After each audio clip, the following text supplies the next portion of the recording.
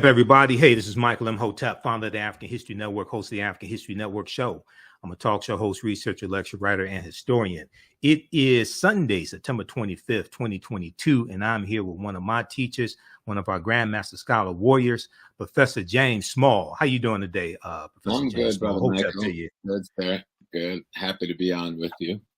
Absolutely, absolutely. Well, look, man, you and I have been going back and forth talking, and we've been talking about the film The Woman King. Okay.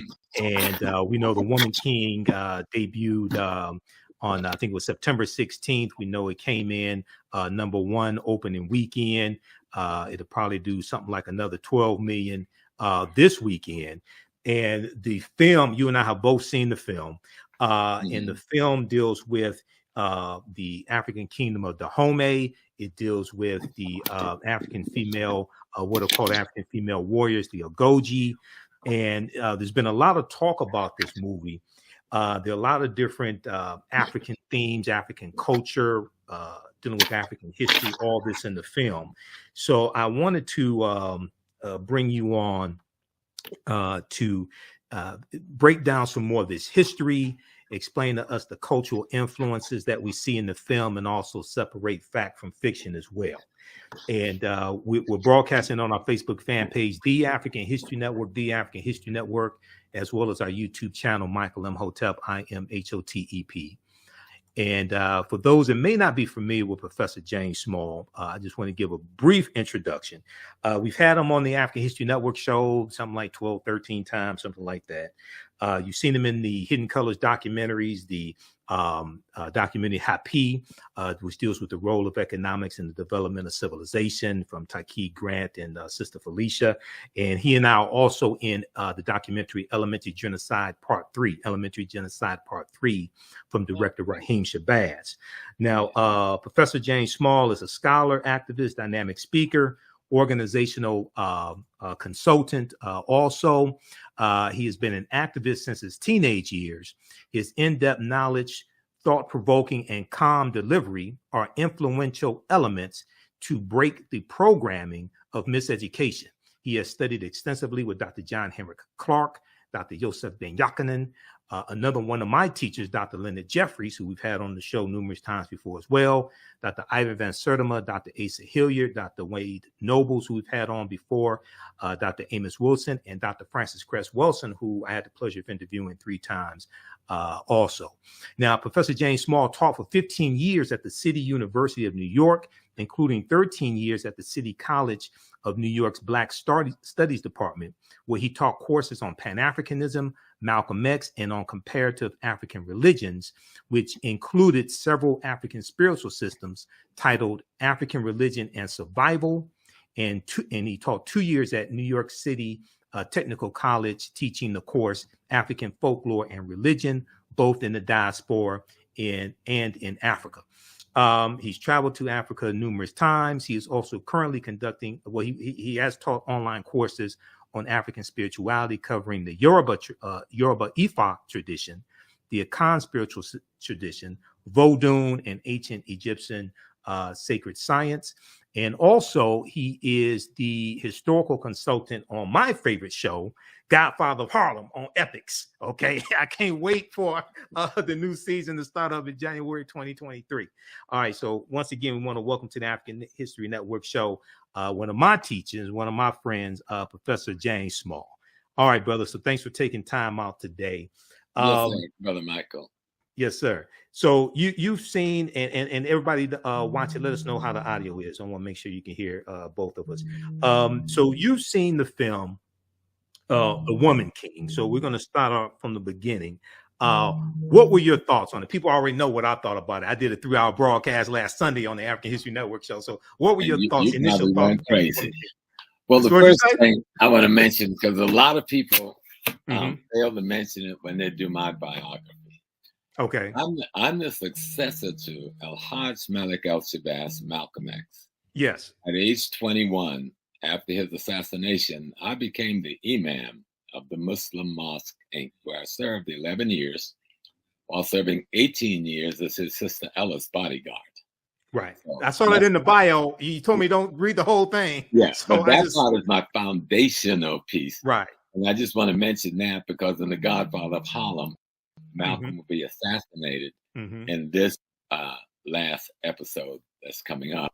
And we're really trying to do that in a way with dignity to him and the family and not the usual stuff we see. So I just want people to know that I come from that. That's my birth space. Right. You know, Exactly. Movement. Exactly. I saw the movie. I did a couple of talks on it. People just caught me off guard. I sent a couple of people to it because usually I don't go watch too many Black movies because the wrong people are producing and directing and paying for it. Right. So I sent a couple of the brothers from the Sons of Africa to watch it, come back, give me a good and they had a good report. And some friends called who I love and trust, and they loved it. So I did a couple of shows without seeing it, and I realized something this significant you can't do that with. Right. So I went yesterday myself, and I sat quietly, and I was blown the hell away. You know? Exactly. I mean, everybody know I love Viola Davis. I mean, if her husband say I'm divorcing Viola today, I'll tell Carol you're gonna have a second wife in the house because I'm gonna propose tomorrow. She is one extraordinary actress. Yes. One hell of a professional when it comes to this industry with all the things I've read about her. But watching this performance, just like you don't get no better playing a role. Right. From start to, she don't let up, you know. Right. From the opening line to the last moment, this woman is portraying that general who would then become the king. And the one thing I'm going to say to our people, a woman king is not an anomaly in Africa. We got women kings in Africa right now. Matter of fact, one of them is my goddaughter, Diambi, king of the Congo. Okay, what's her name again? What's her name again? Diambi. King Diambi. She's king of the Order of the Leopards. She sits on the throne that once held by Nzinga and expanded into the total of the Congo itself. Right. She's from the Luba people in the southeast, where she's a queen of the Luba kingdom, but she's king of the Congo kingdom. Hatshepsut in early Egypt was the king of Egypt. Right. And we know of at least 3 to 4 other female kings of Egypt before Hatshepsut. All right. Right now, there's at least 5 woman kings in Nigeria in the different kingdoms. So this is nothing new. If you understand African culture, and you can take this back to Aset in ancient Kemet, right? The woman is the power, and she gives to the man the authority. Operating from the throne is authority, but being granted that authority comes from the power, which is the female structure in African society. Let me show how it works in, say, Ghana, and then we'll come back to the movie, right? Okay. Let's take the Ashanti Nation, the Asantehene, king of kings of the Asante Nation, gets to be the king because he's a son of a sister of the king he's replacing. So multiple men are raised to be king, but at the end of the day, the women who raise them choose the best, most ethical, most prolific, most prepared one, and recommend that person to the men to be installed. Only the women can bring you to kingship. The men carry out the ceremonial process, but it is the power that grants the man the authority. Take it all the way back to Kemet. A lot of people is into Kemet lately. Go back to ancient Kemet, and you will see Aset sitting, and she has a chair on her head. That's the throne of Earth. That's the throne of Africa. Right. The chair on her head is a symbol that she, the woman, is the throne. So who's the king of kings in ancient Kemet, right? The king of kings in ancient Kemet, every king have to become who? Haru. Haru sits on the lap of Aset, because the lap of the woman is the throne of earth. See, that's African understanding of culture. Right. And when you sit on that throne, right, you do not sit as yourself. You sit as your ancestors. Right. That's picture right here. That's Haru sitting on the throne. The throne of earth is Aset.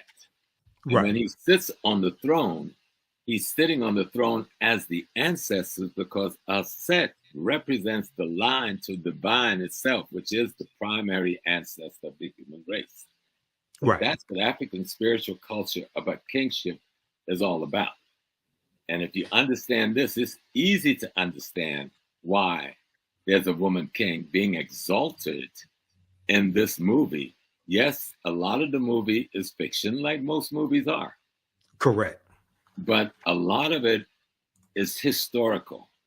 Right. Even if the timeline may not be on, the events is historically rooted. And then when you look at the cultural pieces, which we could talk about as we go along, I'll mention some up front. There's a young man named Malik. Yes. And you'll find a young lady who would become known as the daughter to the general, who's played by Sister Viola. She, on occasion, because he developed a friendship with this young man, gives him a statue of Ogun. Right. Ogun is one of the primary Orishas and deities of the Yoruba tradition, or the Ifa tradition. And you'll hear them talk about the Ifa tradition throughout, because that is the spiritual tradition of Dahomey, because Dahomey is an extension of the original Yoruba kingdom. Right. Matter of fact, it was founded by one of the sons of the founder of the Yoruba kingdom. And so that tradition is there. And what are you going to see happen to the young man in the movie is he will transform from a young man coming from Brazil, whose mother is African, who had been enslaved, and whose father was European. But on her mother's deathbed, her mother told him he needed to go back home to find himself. Go back to her land, her home of Dahomey, because that is his home.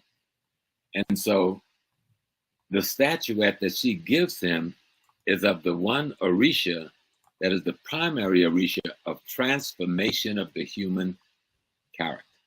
And you will see the transformation of Malik as you watch the movie. It's just beautifully done. This is what I've been talking about. I know the director. I've heard of her. Gina Prince-Bythewood, who directed Love and Basketball. Okay, so African-American woman, just so people don't know. I love that piece, right? Yes. But I've been working in studio with Godfather every day, 12-hour days sometimes, going on now 3 years, and working on the project with the writers and others for the last 6 years. So I've learned a lot about how this thing works. And what I saw yesterday in the theater, those Black women kicked butt and putting together a document that every Black person should be proud of. Exactly. You see, I see a couple of little flaws, but I'm not going to even mention them. You know why? Because it's overridden by the positive to such an extent, they're not noticeable in your consciousness. That's what I've been saying. Exactly. And here's the thing. So I have we have 1 million followers on our fan page, the African History Network. So I've been posting a lot about the movie. I saw it, been posting articles about it, video clips, parts of interviews with Viola Davis, things like this.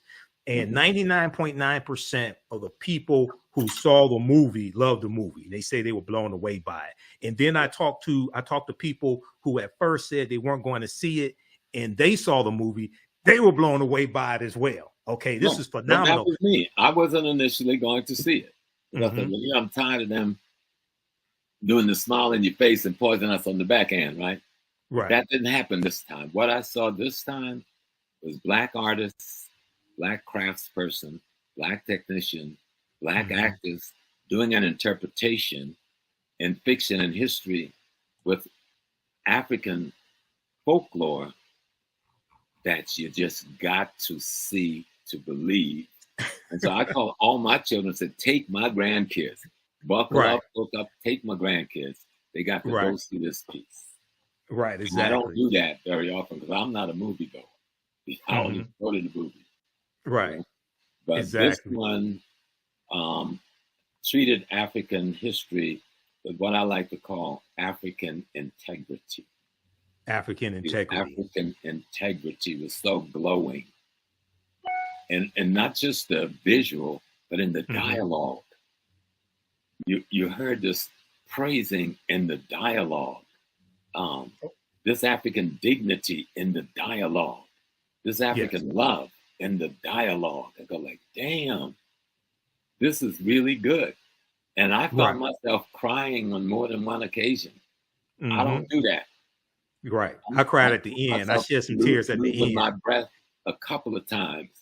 I was hit so heavy because, I love African history like you. Right. I've absorbed myself in it. I live it. And that movie had me reeling. And I've been to Benin. I've been to Dahomey. I've been in the very palace they shot the film in multiple times. Yes. I've been before the voodoo pope on my knees to be blessed because I'm a voodoo adapt, not a priest. I'm an adapt, one who practices, who knows the tradition. A Vodun. Yes. Well, the state religion in Benin is Vodun. Vodun, right. Vodun is the Dahomey manifestation of what we call Yoruba. Yeah. Same spiritual system. But manifests different in different cultures, different locations. It's at the end of the day. And the word Vodun in that language means the essence of the divine within either nature or the human being. That's what Vodun means, the essence of the divine. Right.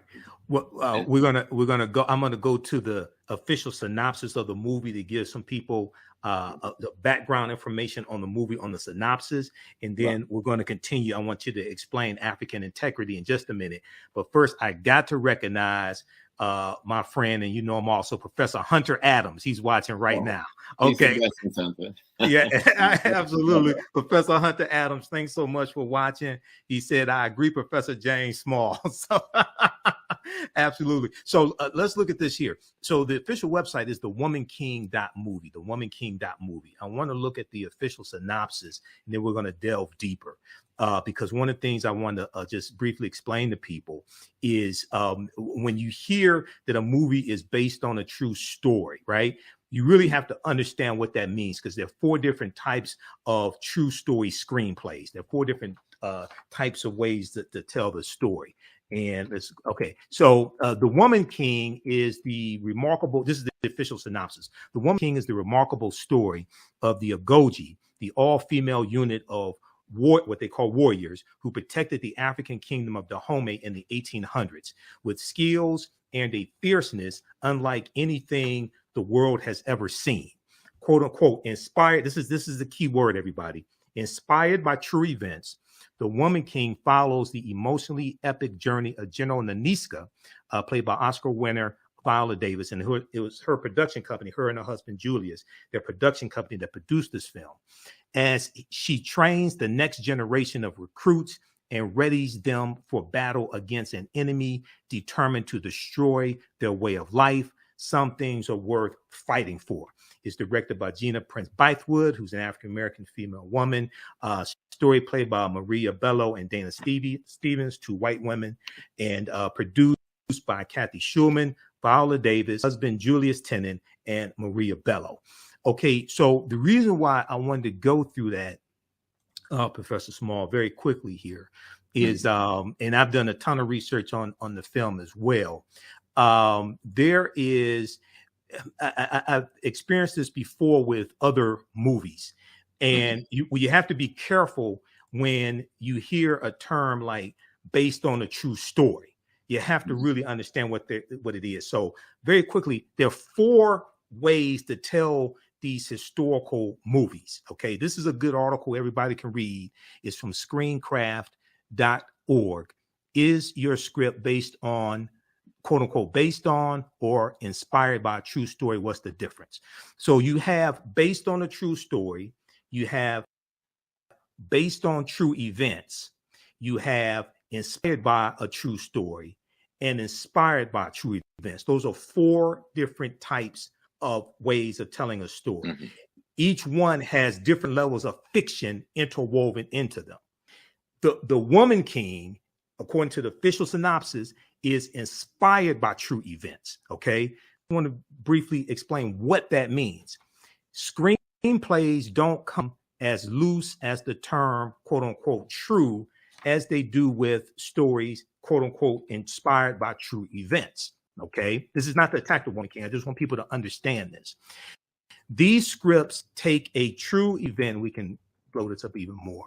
These scripts take a true event and tell a cinematic story with nearly all fictional characters and fictional macro events. Okay. So once again, I study a lot of movies. I've done lectures dealing with different movies. So you just have to understand how they're telling this movie. Is it based on a true story? Is it based on true events? Is it inspired by a true story or inspired by true events? Inspired by true events, by definition, based upon the industry, is going to have more fiction in it than the other ways of telling these stories. Okay, go ahead, Professor Small.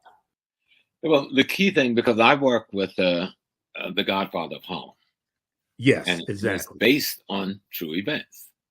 Yes. And the Godfather of Harlem, we really do the autobiography of Malcolm X. We've actually devoted more time to doing that than any other cinematic production ever. Okay. Malcolm X has been in something like about 12 episodes, also, no, 22 episodes when it's over, 22 or 23 episodes of this piece. And my fighting there is to keep what I call African integrity and historical authenticity, which is not easy. Okay. Exactly. But it has gotten easy because the writers are both black and white, 50%. But they come from on Godfather of Harlem. On Godfather of Harlem. They come from the industry's protocols. So here comes this guy from a Black Studies, Black nationalist background, who knows nothing about writing, but want to see images on the screen that reflect African integrity, and reflect the historical authenticity that I think it should. But it's fiction. It's like, how do we take Malcolm X? How do we take Adam Powell? How do we take Bumpy Johnson and create a fictional story about a gangster who partners with civil rights and human rights leaders to get control of Harlem from the white operators of Harlem? How do you tell that fictional story using these historical characters and some historical events? And sitting, most of my work is done, even though I go in studio every day, my work is done with the writers in the writers' workshop before it gets to a director, before it gets to the big boys to say, okay, this is cool.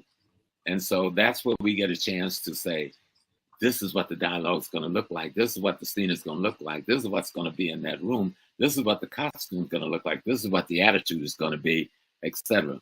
And so when I'm watching this piece, having spent so much time in Togo, Benin, and Ghana over the last 3 decades, I'm there. I mean, I'm transformed out of that theater. I'm in that palace in Dahomey where I've been multiple times. And I'm feeling the spirit of the Agojie. Because I've heard them talk about it so often. They lecture to us when we go there. The king even engaged in the lecture with us so that we begin to appreciate the history. It is not a myth that there was a woman army or women brigades that was a part of the greater Dahomey army. It wasn't a complete woman army. They had men too. But the women brigade, the men made up the infantry. The women made up the battle soldiers, and they were fierce. Right. And they do little demonstrations for you when you go to visit, and you begin to appreciate this. And I'm watching, and it goes. And I've also studied, like you, many of the rebellions and the resistance on the ground in Africa before we got on the slave ship. Many of the wars, many of the jihads to try and stop the slave trade, which had been going on for 1,500 years plus before 1492. So we had been at war for a long time against this thing. I've been to places where we saw part of the resistance up in northern Ghana and other areas where the people built houses without windows, if you can imagine that, right? And the fence around the house is 10 foot tall. The housing compound is 10 foot tall, but the gateway to get in the house is 2 feet tall. So you got to get on your knees to crawl into the courtyard. So an enemy would lose his head trying to come down, you understand? But that was the defensive mechanism that our people put in place. They had the windows on the roofs. The roofs open up so that they could get sunlight and air. And they just had slit in the walls to use their arrows. So we resisted. So the phenomena that is being portrayed is not abnormal nor unusual. The unusual thing is that there is an army that have a significant female presence leading it. And in this story, the story is about an extraordinary female general who would become king. Right. The woman king. Yep. The woman king. And so the storyline itself of how they trained and the dignity that's required and the discipline that's required and the sacrifices that's required of these women. You can't get married. You can't have children. You have to devote yourself to this, because this is your devotion to saving the kingdom of Dahomey, protecting the kingdom of Dahomey, and protecting our king, but not just the king. And Viola, in the dialogue, they take it to another level when she's talking to the king. He says, we're not just going to stop slavery in Dahomey. We're going to stop slavery throughout Africa. Right. It's not just going to be our people we're fighting for. We're going to fight for any people. If this wasn't real history, I would want it to be. Exactly. Okay. We've watched Wonder Woman. When I was a child, I loved Wonder Woman when I was a child. The Amazons. Yep. All right. We watched Supergirl. You know what I'm saying? They were fictitious stories about white women heroes that was saving the white community. That's cool. Now we got this massive black group of heroines saving the black community.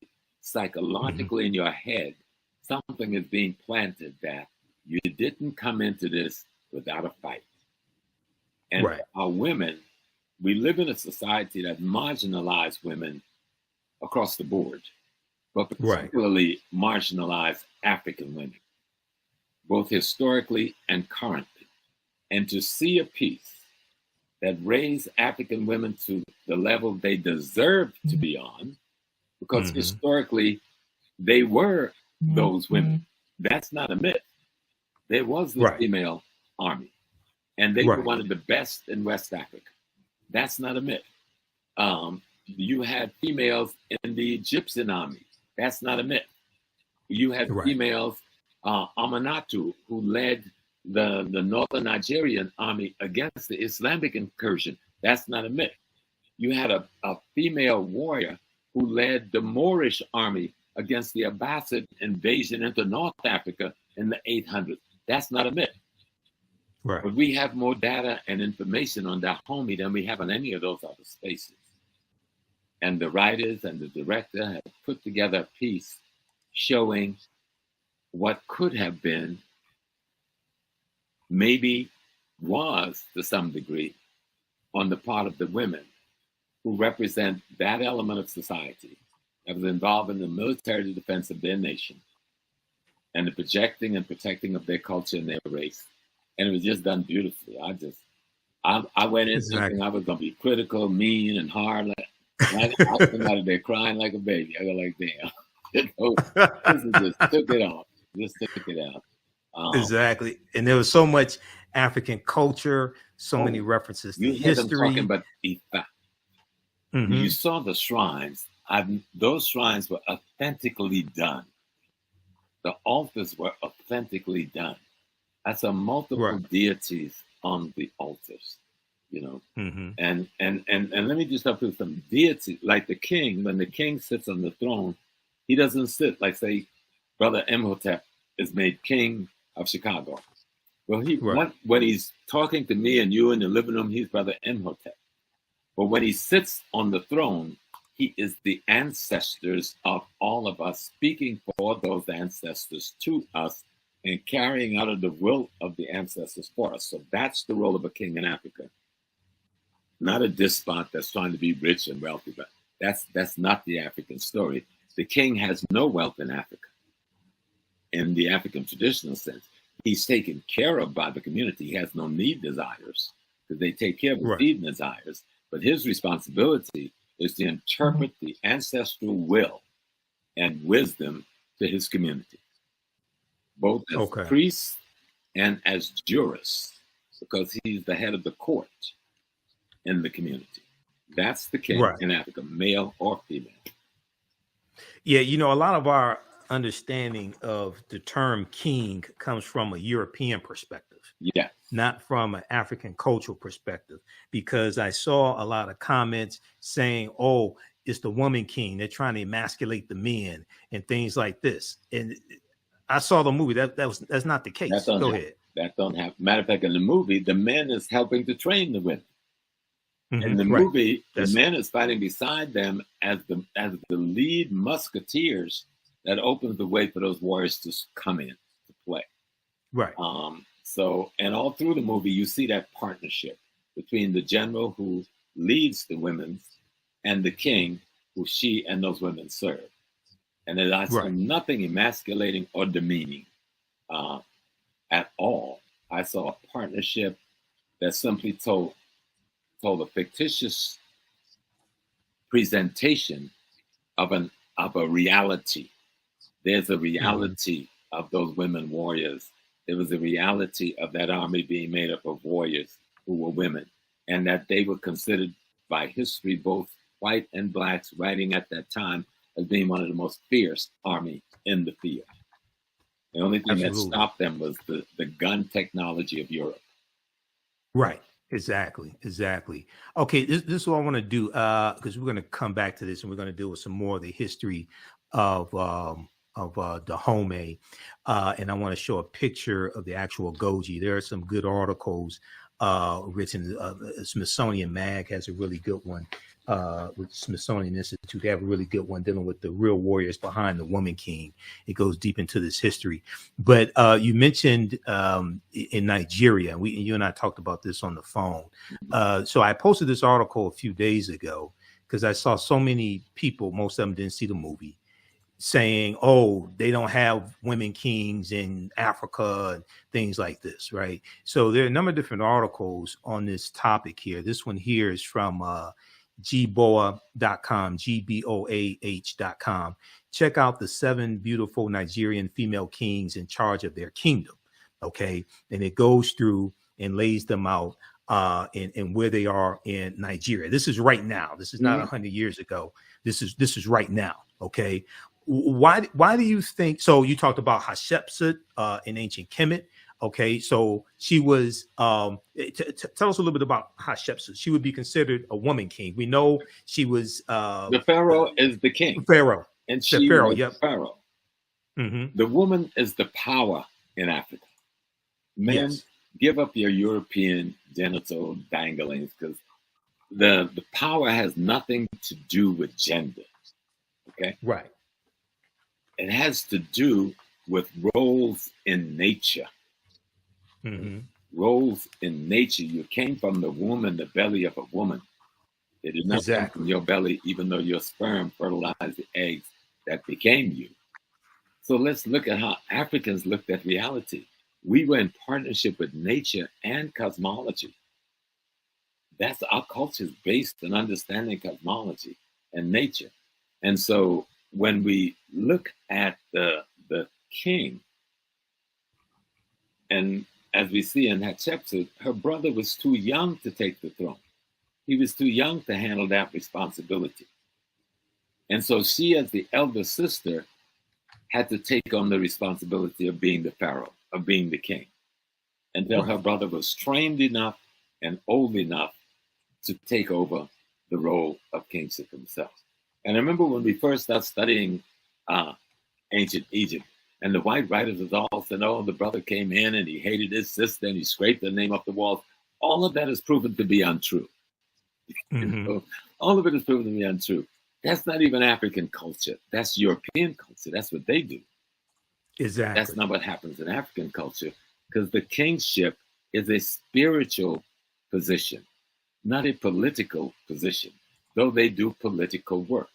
The king is surrounded by a council of elders who instructs and informs him, on his behavior. His job is to sit as the ancestors come back.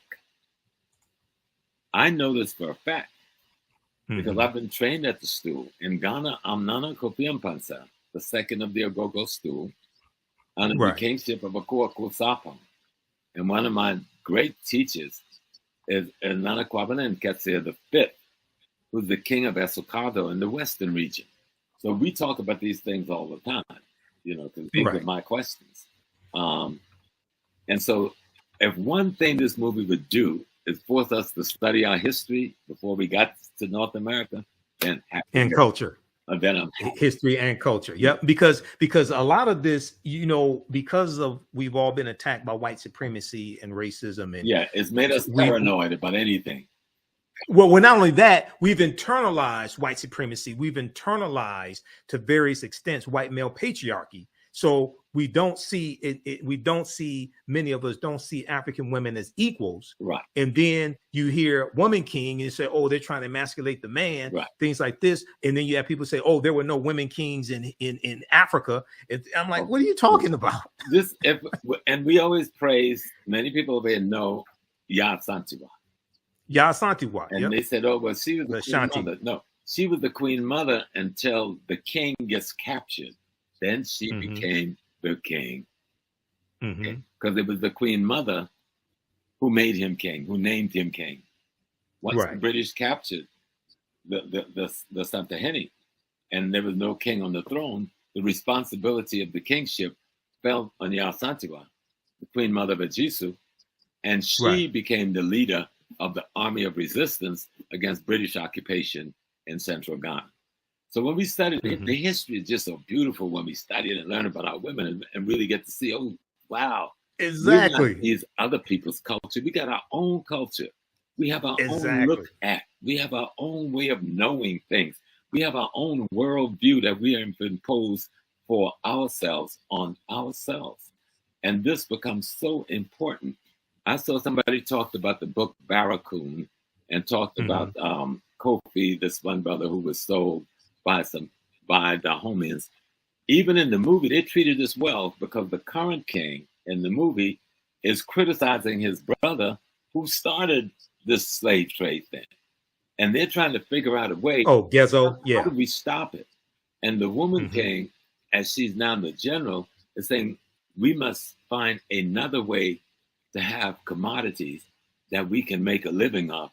And she sets up these palm oil plantations. Palm oils, to create an income for the community. And I think she had she said we could sell gold as well to get an income. And so they're looking at it and saying, wait a minute, we're trapped because these people have put us into a situation. Now, if you study the history of Africa, coastal African peoples were basically fishermen. Most of the slave trading took place on the coast, and then they would go inland with their guns and weapons and capture people. Right. Coastal people were subjugated. Yes, some of them were involved in the slave trade at the barrel of a gun because they had been conquered and subjugated. Study the history, learn the history. And you might learn about Chief Sam, the Ghanaian who brought 3 ships over here to take us back home, and you don't even know his name. So Face to Face Africa has an article about him. Yeah. Let's talk about Bonsu. You said the Ashanti sold us. What about King Bonsu, who marched the Ashanti army from central Ghana down to the coast, emasculated the Dutch, took over the slave dungeon, drove them all out, free all of our people, then marched the army back up to Kumasi. Let's learn these stories. Let's learn of these great heroes. We've got brothers selling drugs to us on the streets right now. We can't deny that Black people do things like that. You've got Black people killing more Black people on the streets every month than was killed in slavery any given month. We can't deny that's so, but we got to understand why that's so. Right. And so we had some folks in Africa who was involved in slave trading, but that was less than 1%. Let's talk about that 99% who were the victims or who were defenders of our people. Unless millions more would have got caught up and died in the slave trade. I'm going to go to that in just a second because I want to share an excerpt of the book, Fighting the Slave Trade. Before we go to that, hey, everybody, I'm Michael Imhotep, founder of the African History Network, host of the African History Network show. We're speaking with one of my teachers, Professor James Small. We're talking about the film, The Woman King, as well as the real history of the West African kingdom of Dahomey and other history also. If you like this type of information, you can support the African History Network, $ the AHN show through Cash App, $ the AHN show through Cash App, also through PayPal, paypal.me/the AHN show. This helps us keep doing the research, stay on the air, keep broadcasting. I've been hosting the African History Network show for 12 years now. So this helps us keep doing the research. We also have the information at our website, theafricanhistorynetwork.com, theafricanhistorynetwork.com. And just very quickly, this is up for those that don't know. This is our official Cash App account, $ the AHN show, SHOW. When you go to it, it says Michael and it shows my picture there. These other ones, and there are 5 of them out there that are fake African History Network Cash App accounts that have been stealing money from us. I've opened up an investigation with Cash App. We're trying to get them shut down. So that's why I got the information here right on the homepage of our website. Okay, now I want to also my online classes that I teach you at our website as well. Go ahead, Professor Small. Yeah, well, someone said, as a Black woman, my femininity is important to me. Well, girl, go watch this movie because there ain't nothing more feminine than what I was watching yesterday. I didn't want to leave the theater. One thing this movie does not do is demean the femininity of African women. Right. Okay. It is such a the way they do it is so. I got to meet this lady who was the director. So beautifully done. Gina Prince-Bythewood. Yes. Yes. Yeah. So beautifully done that the women, though warriors, do not lose their femininity, do not lose their sensitivity, do not lose their love of sisterhood or motherhood. It's all through the piece. It is a well done piece. It is worthy of watching. It is something that showed us that the movement of the 60s, 70s, 80s, and 90s that produced opportunities for Black writers, Black directors, and Black actors have paid off and is paying off so that we can get some credible quality cinema that would be worthy of helping to socialize our community in a more positive direction. Absolutely. And I think it's really important that you said that there. I'm going to go to Fighting the Slave Trade in just a second, but I'm just going to put this out here. And, I learned from one of my teachers, Dr. Ray Hagins, and Dr. Ray Hagins as well. Oh, yeah. I may say some things that are outside the circumference of your own awareness. Just because you disagree with them or don't like them does not mean it's not true. You just have to do some more research to understand what I'm talking about. Unfortunately, because African Americans, because we're in this white supremacist system, this white male patriarchy system, unfortunately, many of us associate being feminine with being weak. And that's something projected to us by European culture. So then when they'll change that. Go ahead, say that again. Say that again. Need to meet my mama to find if I wasn't her son, I'd marry that lady. And my mama as well. Yeah, exactly. She would slap you into the next world if you step wrong. Right. But so when they see African female women who can beat a man's behind, then all of a sudden they're not feminine. Right. And we associate femininity with being weak, and it's like, no, that's coming from from the white. I think you used the phrase white murder culture. Yeah, that's coming. If they want to see about that for a minute, example of that, they need to see the woman I've been married to for 51 years. Right. But I remember she was pregnant with our twins, coming home, and she got mugged by this dude. Right. He put up a fight, but he got away with the purse. But she was coming from the Nation of Islam fish store. She chased this dude 6 blocks with this frozen whiting. He dropped that purse because this lady got to be crazy with that big belly and that frozen fish, right? So, me and my son was laughing about that last night, talking about the movie. and because of what we go through in this country, and because of our history, you should want a sister who can fight. You should want a sister who can help you defend the home and things like this. Unless you want to oppress the sister, okay? Unless you're afraid she's gonna whip your behind because maybe you did something wrong or something like that, right? But you should want a sister who can fight. Okay, so all right. I want to go to this right here. This is an excerpt of the book Fighting the Slave Trade by a brilliant sister, Dr. Sylvian Diop. You and I talked about this briefly today. This is the synopsis. Is at Amazon.com. You can try to get it from an African-American book dealer. If not, maybe Amazon. It's called Fighting the Slave Trade, West African Strategies. This is going to segue into our further discussion with Dahomey and their involvement in the transatlantic slave trade, Professor Small. Fighting the Slave Trade, West African Strategies. This book came out in 2003. Sylvian Diop is a brilliant sister. I'm trying to get on the African History Network show. She's the author of many books. Here's the official synopsis of this book. While most studies of the slave trade, the transatlantic slave trade specifically, focus on captives and on their ethnic origins, the question of how the Africans organized their familial communal lives to resist and assail the transatlantic slave trade has not received adequate attention. How Africans fought back against this. But our picture of the slave trade is incomplete without an examination of the ways in which men and women responded to the threat and reality of enslavement and deportation. Fighting the Slave Trade is the first book to, possibly so, this came out in 2003.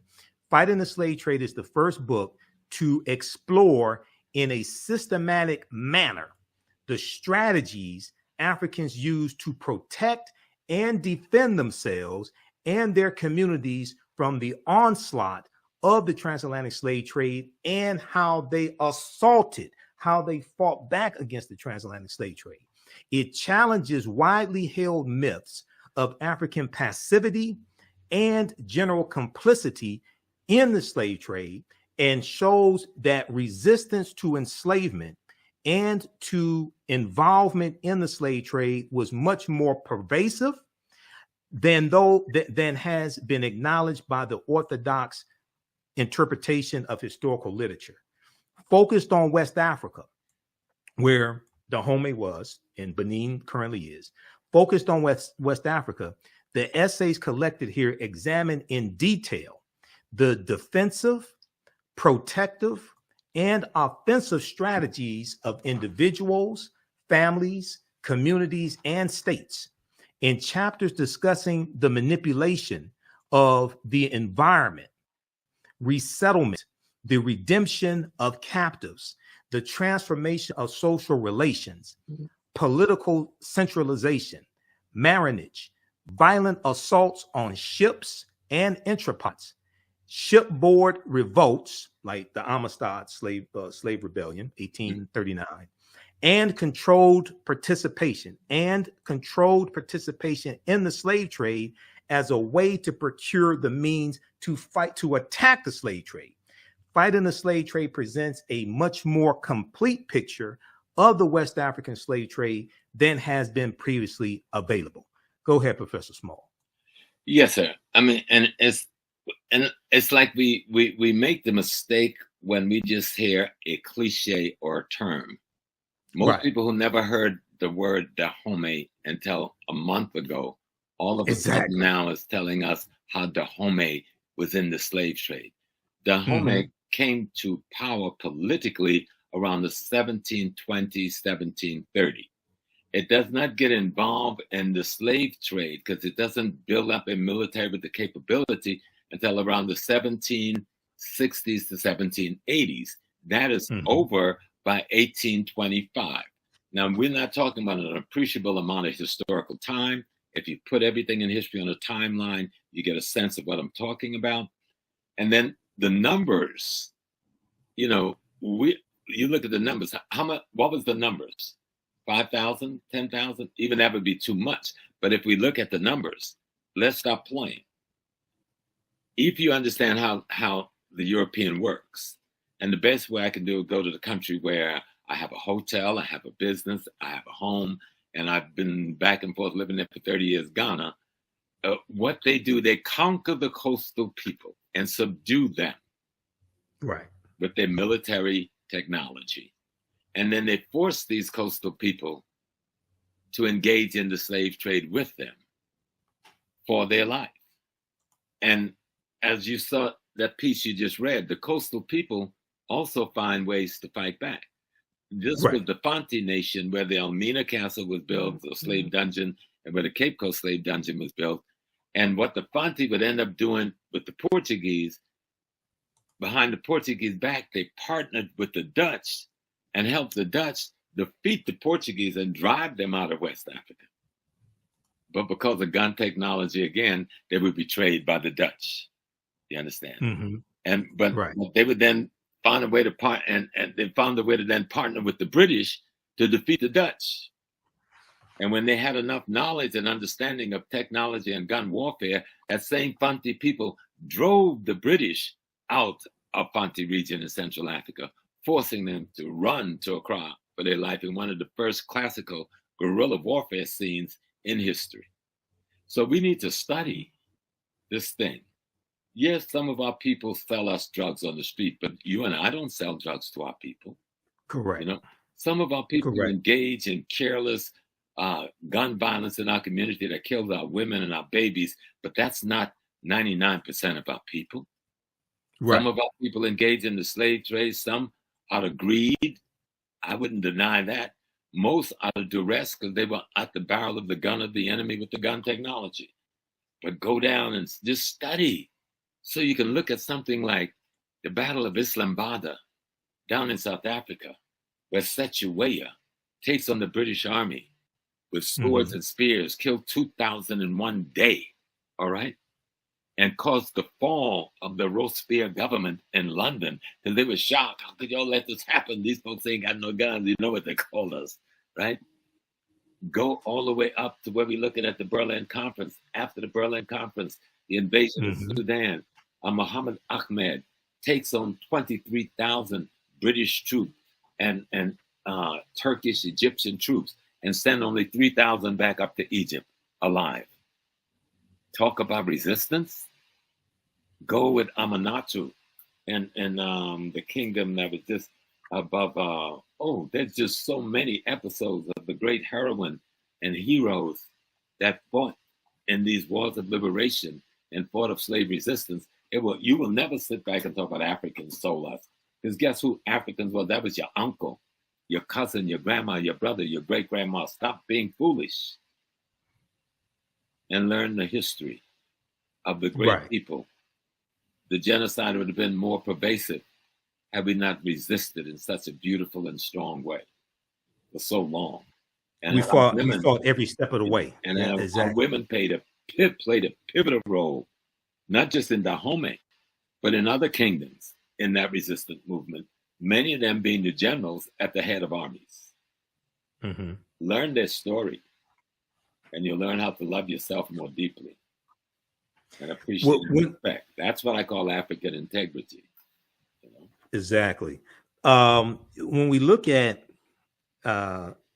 Dahomey, and Dahomey really comes to power about 1720, and they're going to defeat Ouida. How do you pronounce that? Ouida? Okay. There's a couple of different spellings of it.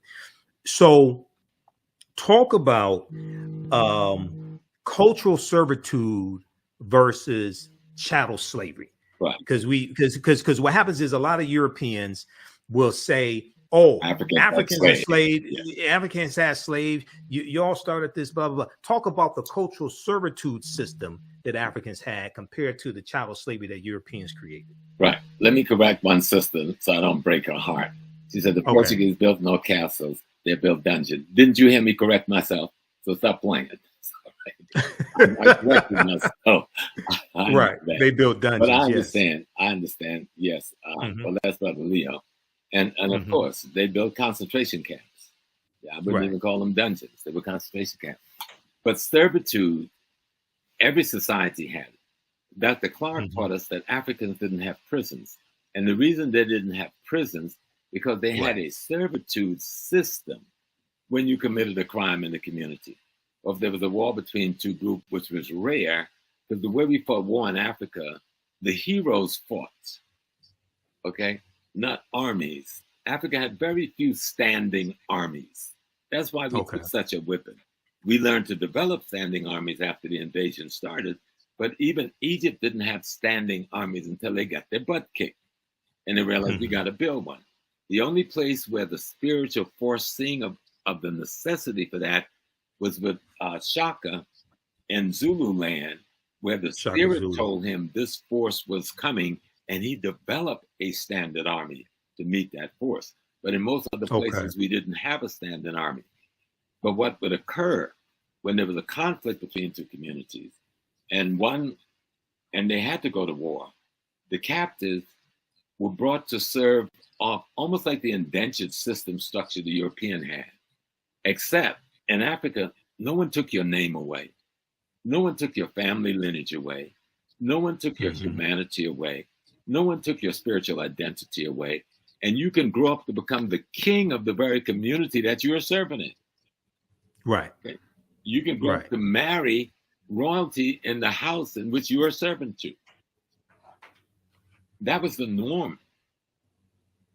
The idea was you've committed a crime against the greater social order, and so you have to be transformed. Okay? You have to go through a transformation process and a socialization process that you can be a part of society without causing gross disruption of that society.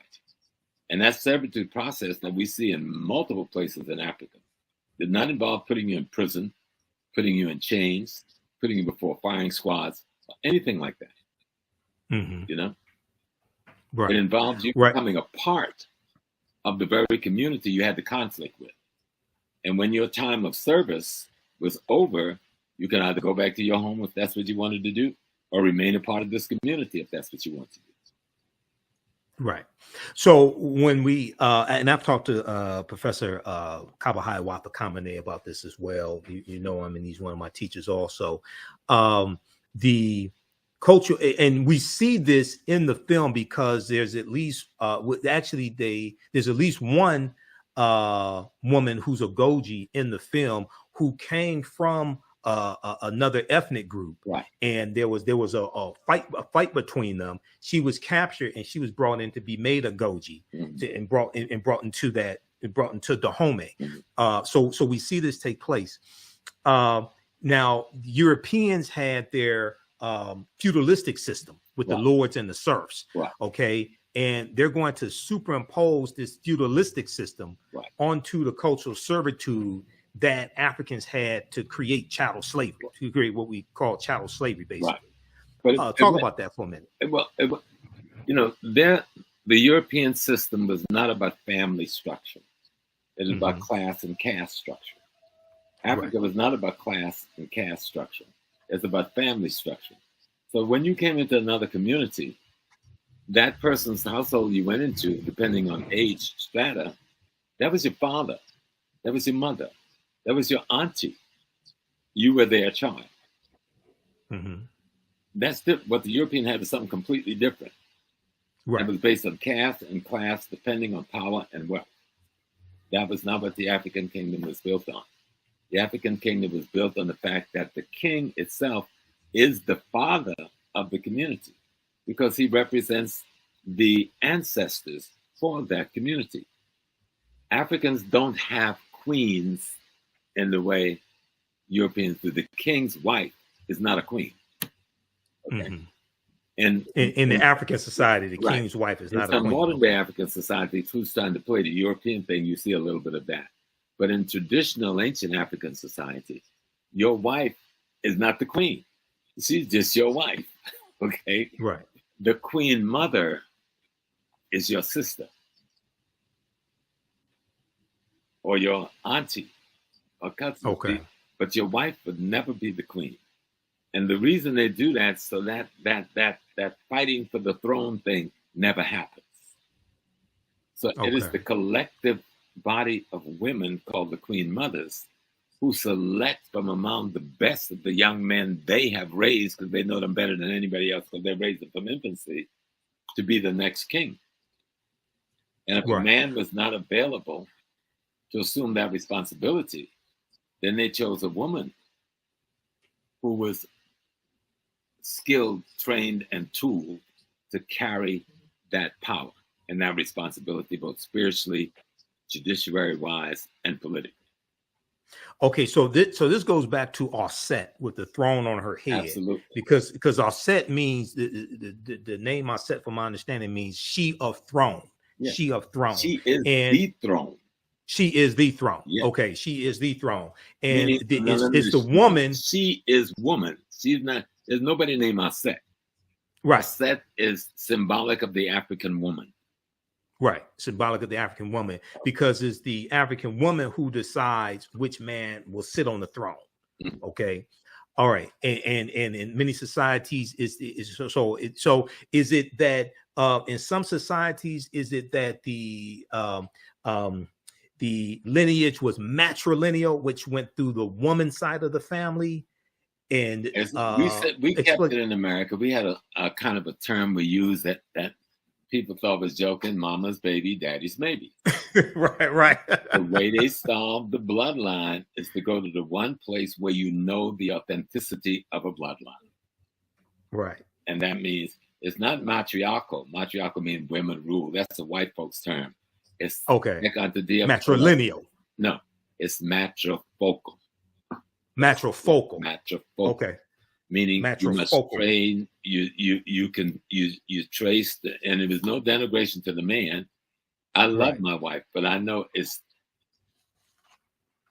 the one way to be sure that this child is who we say he is to see what womb the child came out of.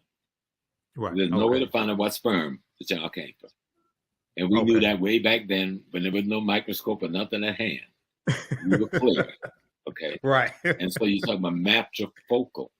Now, since Islam, well, going all the way back to remember, we get the Hyksos invasion, the Greek invasion, and well, first the Hyksos, and then you get two Hyksos invasions. Hittites, you get two Hittites invasion in northeastern Africa. Then you get the two Assyrian invasion of it. Then you get the Persians, two Persian invasion, then the Greek invasion, then the Roman invasion, and then their children, their descendants, the Arabs. See, people don't know who the Arabs are. These are the descendants of the Greeks and the Romans and the Assyrians and the Hittites and the Hyksos mix up now, marrying into one another. And then they hit us in the 8th century and have the deepest incursion into Africa. And that's where you see a lot of the patriarchal systems in the areas that was once conquered by Islam or still fundamentally Islamic in Africa. So you see the patriarchal there. But in traditional non-Islamic Africa, it's matrifocal, almost 100%. Okay. Now, when we talk about Dahomey, I know you and I were talking about this earlier today, and Dahomey is made to be, and I see like some European writers doing this. I see this in the media. Dahomey is being made out to be like they were more involved in the transatlantic slave trade than Great Britain was. Yeah, and Great Britain takes out like they take out 3.1. Great Britain was involved from 1562 to 1834 when they finally, even after 1807. We'll talk about 1807 in just a minute. They involved for 272 years. Talk about Dahomey and how it gets involved in the transatlantic slave trade. Well, again, for the same reason, Dahomey in 1720, when the kingdom is formed. Or when it comes to power, it was always a small kingdom. And remember, Dahomey wasn't the size of today's Benin. Right. It was a small kingdom within that territory. There was Vida, Cotonou, and other kingdoms on the coast that was rivaling them in terms of commerce and trade. But once the European came, the European got involved immediately in capturing Africans for the slave trade. And the first thing they would do was to bring to servitude the coastal population. Okay, that's the Wida, the Contonu, because those people don't have guns. So we can understand the degree to which gun technology plays in the slave trade. Right. Okay. 14th Europeans century. came there with militaries, with cannons, and with guns. And in one day, they can level all the African villages in the community. People have never even heard an explosion before. You got to get the psychology of all of that. So once you find yourself being invaded and occupied by these people, and they're making you a part of their army. So now you're someone who you had a traditional argument with, and y'all would have a palaver over it and settle it with somebody bringing some cocoa and something else. You got an army with people with guns now marching you against that foe. Right. And capturing those people and putting them in slavery. So by the time you get, and then the other piece we keep forgetting, and we need to call it out for what it is. There's an Islamic slave system in place in Africa for 1,500 plus years before 1492. There's the trans-Indian Ocean slave trade. There's the trans-Saharan slave trade. And before they were bringing Africans enslaved to North America, they were taking them enslaved to Europe. We never talk about slavery in Europe. You know, we try to play with the few people who call, oh, the Moors, there's a picture of a Moor, there's a statue of a Moor. No, we were enslaved in Europe. Okay? That's the reason the Moors went into Spain. They were chasing the Visigoth, the German, back out of North Africa. The Vandals and the Visigoths. Right. Yeah. So for the comeback, but to let people know about from the 8th century forward, Islamic nations have now invaded Africa. And one of the first things they do is get involved in this, putting us into slavery. They got into what we call today ethnic cleansing and cultural genocide. Cultural genocide is imposing their religion on us and destroying our religious spaces. And those of us who resist was either killed or sold into slavery. So this is going on for 1,500 years. So this is what the Africans got at his back when the Portuguese are coming. So we're looking at the Portuguese and them with some welcoming because we think we've got a force that can deal with the force that we've been dealing with.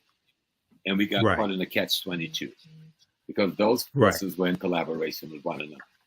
And no one talked about that collaboration. Okay, so with Dahomey, they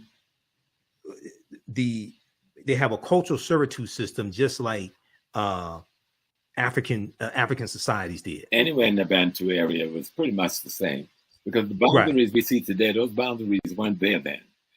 Yeah, they come from the Berlin Conference largely. Right. Yeah, we're talking about the major empire which they're talking about in the films called the Oyo. Oh, that's what I was about to ask. Explain the Oyo Empire and the conflict between the Oyo Empire and Dahomey. The greater Yoruba nation. Right. Yoruba is not a religion. Yoruba is a people. Right? And just 1 second, everybody watching, give us a thumbs up, give us a heart on this broadcast.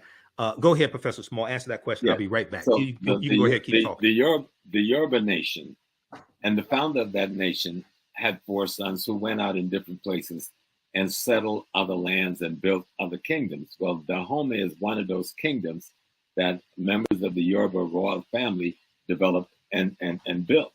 But over time, like what happens between many communities, conflict develop around trade, conflict develop around secession, conflict develop around all kinds of things. So Dahomey breaks away from the Oyo kingdom, okay? And so there's a conflict between them. But even in the story, the fictitious thing of the Oyo kingdom being big into slavery, they don't get into slavery until later on in the greater Yoruba wars that would take place after this period of time that the Dahomey is being talked about. But there's a conflict between Dahomey and the Yoruba land. Yoruba land is being invaded by the British, or by this time have been invaded by the British This is the great burning of Benin and the robbing of Benin of all of its wealth and art and so forth that we hear about in history, but we don't connect it to nothing, right? But there's a greater Yoruba war going on between the people. And these boundaries called Nigeria, they're not there then, okay? Right. They're greater boundaries. People have other kinds of kingdom designs. And there's conflicts between some of these kingdoms, mostly around trade, okay? But you got something else happening at the same time. As the Muslim wars of genocide and ethnic cleansing has taken place in the Nile Valley with the Mamluk Turks and the Seljuk Turks, and then finally the Ottoman Turks by the 9th century and the end of the 9th century, beginning of the 10th century. They're pushing millions of people out of the Nile Valley into West Africa. Y'all hear what I'm saying? They're pushing millions of people out of the Nile Valley into West Africa, in through Chad, in through Cameroon, into Nigeria, down into Ghana. This population, that through what is called Burkina Faso, this is the population of the people. Everybody always asks, what happened to the Egyptian? Well, we're talking to each other here right now, okay? Because a great number of those refugees, millions of refugees scattered to the south and to the west, because of the Turkish and the Arab ethnic cleansing that goes on for hundreds of years leading up to the 1400s, are caught as the vulnerable population in what becomes known as the transatlantic slave trade. And I know a lot of us don't go there with that piece, but you've got to understand, who are these people?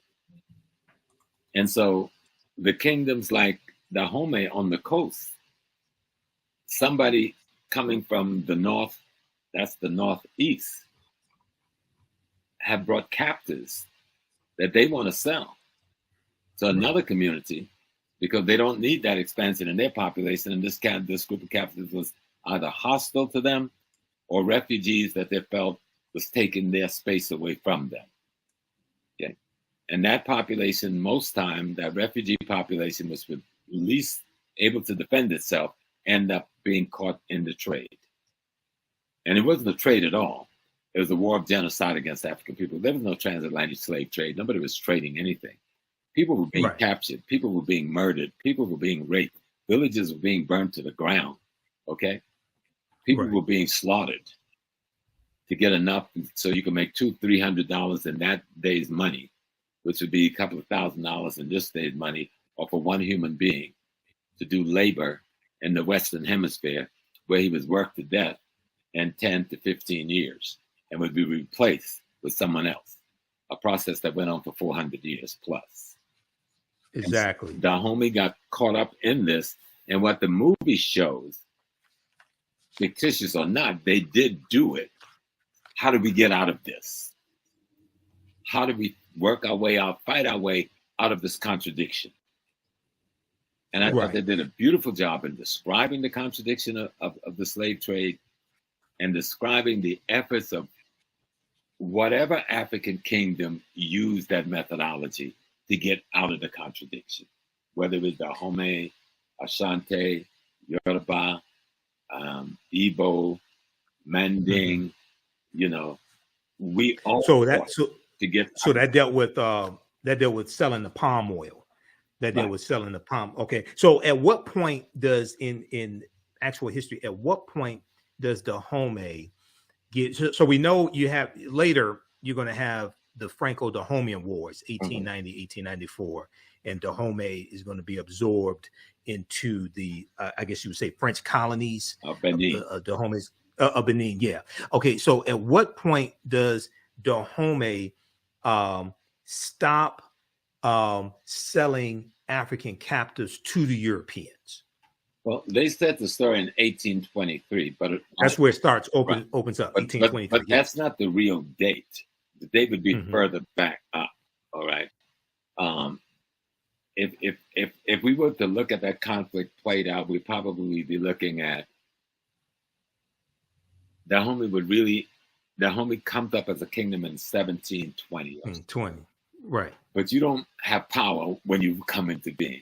It takes you another 30, 40 years to build up an army, to build up a front, to build up a reputation. So Dahomey don't really get into the slave trade thing until around they try to talk about the kingdom starting in the 1600s. That's the extension of the Oyo kingdom. That's not Dahomey yet. Dahomey comes into its being in 1720 or so. It gets involved near the end of the 1700s, about 1760 or so, in the slave trade process. And then it's out of it by 1750 completely, 1752. Okay. But in that period of time, there's the conflicts and the wars, because the Portuguese are not sitting there with merchant, with banks and some money in their hand. They've come with armies with guns, all right? And they have people involved in this thing with weapons.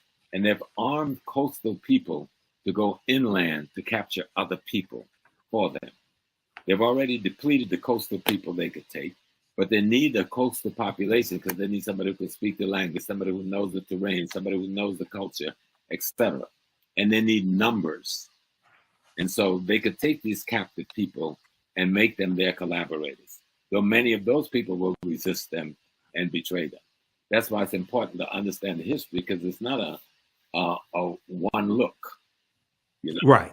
You have to really see the intricacies of resistance and rebellion and death. It's just like most people come to North America and say, well, y'all never really freed yourself. Well, you never looked at our history to say that. There's recorded at least 300 plus African rebellions that was of significance in the United States, North America. Mm-hmm.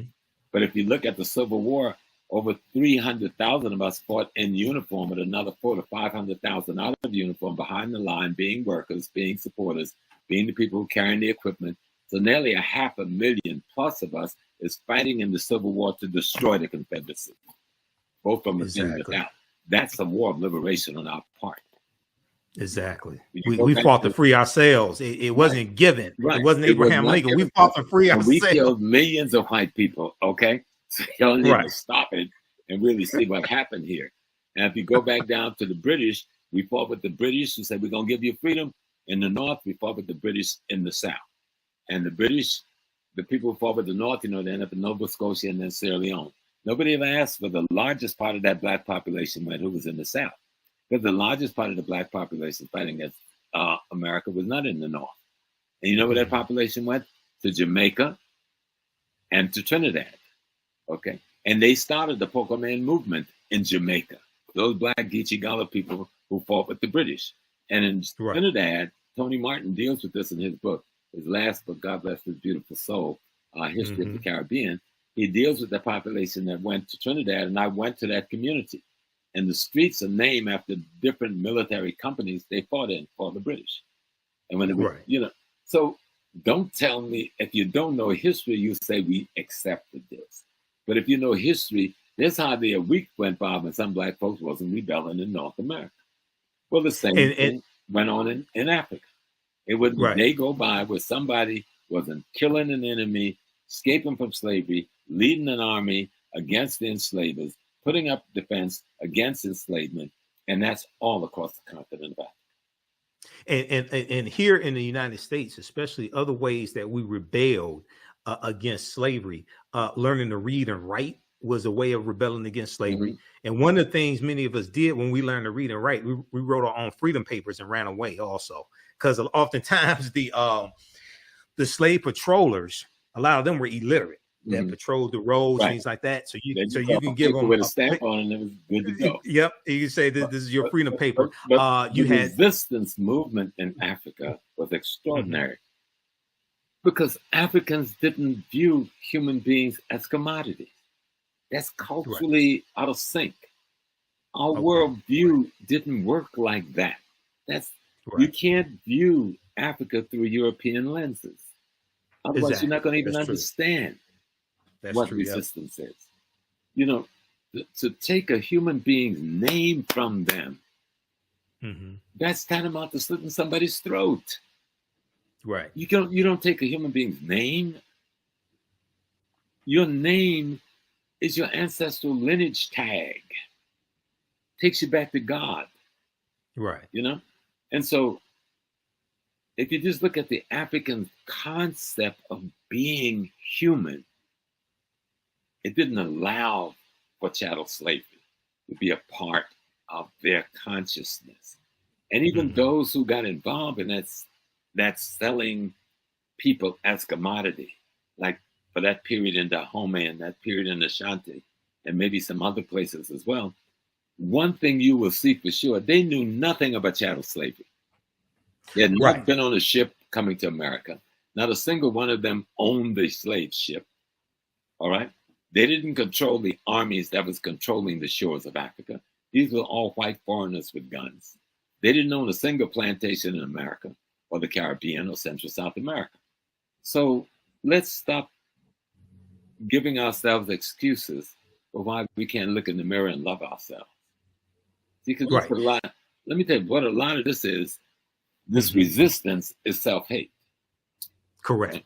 Correct. And someone is trying to say, stop hating yourself, but hating me felt so good. So it's hard to stop. You know what I'm saying? So, and I'm saying, stop hating yourself.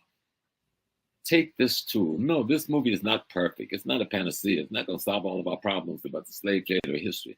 But guess what? You watch movies all the time and you enjoy them. And most of them are nonsensical. Most of them disrespectful to Black people. Disrespectful to things African and our spiritual system. And you enjoy them. This one fight to be the opposite of all of that. Go in and enjoy it. I guarantee you, you'll come back and call Brother Michael. So, Brother Michael, thank you, brother. Thank you, brother. Because I saw some Black technicians and some Black directors and some Black actors and actresses, and they put on a beautiful, fictitious performance inspired by the history of our people, about our women who were extraordinary warriors. And see, the thing is, these women were considered by the whole world that found out about them to be the most extraordinary of extraordinaries. Right. It ain't that they didn't exist. They exist. And the little piece of them that we see in this film that talk about their principles, their integrity, their dignity, their training, their devotion, their loyalty to their nation and their king, that's just a tiny bit of who they really were. Right. Because if we did not have these women, we would not have the woman who raised Jean-Jacques Dessalines, who was one of these women in Haiti to give us the Haitian Revolution victory. Yes. One of these women from the Dahomey army who raised Jean-Jacques Dessalines. And my sister, Ezele Danto, is trying to get a piece out here. She's calling it the Dadas. It's about some of these women. Yeah, I know her. And Danto, I know her. Yeah, she's an extraordinary sister. The Free Haiti movement is what she's ahead of. And these women, many of whom was a part of that fighting force, who've now been captured and sold into Haiti by the French. They've not gotten old, broken down, can't have sex no more, they can't be abused no more, they can't work in the field no more. So the Catholic Church takes them, according to Ezele Danto. These ladies, they call the Dadat, and they put them in a church lay organization to convert other young African enslaved women to Catholicism. But instead, these very ladies, these former warriors, trained the leadership that become the women leadership in the Haitian Revolution. Right. And many of the women they trained married the very generals we see as the heroes in the Haitian Revolution. This thing is bigger than you think it is, brothers and sisters. It's exactly. deeper than you think it is. Right. So study, if this movie does nothing else but make you pick up a book, grab a DVD and start studying, listening to Brother Carver, Dr. Jeffries, Dr. Clark, Dr. Jacob Rogers, Dr. Asa Hilliard, Dr. Amos Wilson, going back to my brother in England with When We Ruled. Robin Walker. Walker. I got his book right behind me, Robin Walker. And brilliant brother. See that we have an extraordinary history. We did not give up. Otherwise, we would still be in slavery. Right. We fought every single day from one end of Africa to the other, from one end of the Caribbean to the other, from one end of Central South America to the other, from one end of North America to the other. And we've transformed the white world. And what's so beautiful about Viola and her husband and that beautiful director and the others, they took the content and white intent and transformed white content to an African intent that made sense. They interpreted it in a way that they took the intent of someone else's content being the writing that was done. And all content has intent. Right. And so I'm just assuming, given history, what the intent might have been, even if it wasn't deliberate, just culturally. And I know these Black folks took that content and redirected that intent to give us a cinematic document that I think is rather extraordinary. Okay, we're going to come back to that point in just a second. I want to go to this clip here. This is an excerpt of the interview that Viola Davis did on Good Morning America, because this gets deeper into it, and she talks more about making the film. Before that, we don't want to forget the sisters. We mentioned a number of brothers that are scholars. So Sister Nubia Wardford from here in Detroit, Nubia Marinke, she's watching as well. She just saw the movie. You know, Sister Nubia, she just saw the movie. She had extraordinary production, but also sisters like ancestors like Dr. Francis Cress Wilson and Dr. Patricia Newton. You've got, we have Dr. Marimba Ani, okay, who wrote Yorugu, an African-centered critique of European cultural thought and behavior. We have sister teaches the Metal Netter. I know her. It'll come to me. Richetti, Dr. Richetti Amen. Yes. Yeah, Dr. Richetti Amen. So we have the sisters also, Dr. Talitha LaFloria, whose book is behind me, Dr. Dani Ramey Berry, Dr. Erica Armstrong Dunbar. So we have the sisters also. Oh, yeah. Okay, those watching, if you like this type of information, you can support the African History Network, $, the TheAHNShow through Cash App, $, the TheAHNShow through Cash App, and also through PayPal, paypal.me/TheAHNShow. This helps us keep doing the research, stay on the air, keep broadcasting, and visit our website, theafricanhistorynetwork.com, theafricanhistorynetwork.com. We have the information there, and my online classes. You can support us there also. How can people support you, Professor Small? Well, always $, Cash App, Dr. James Small.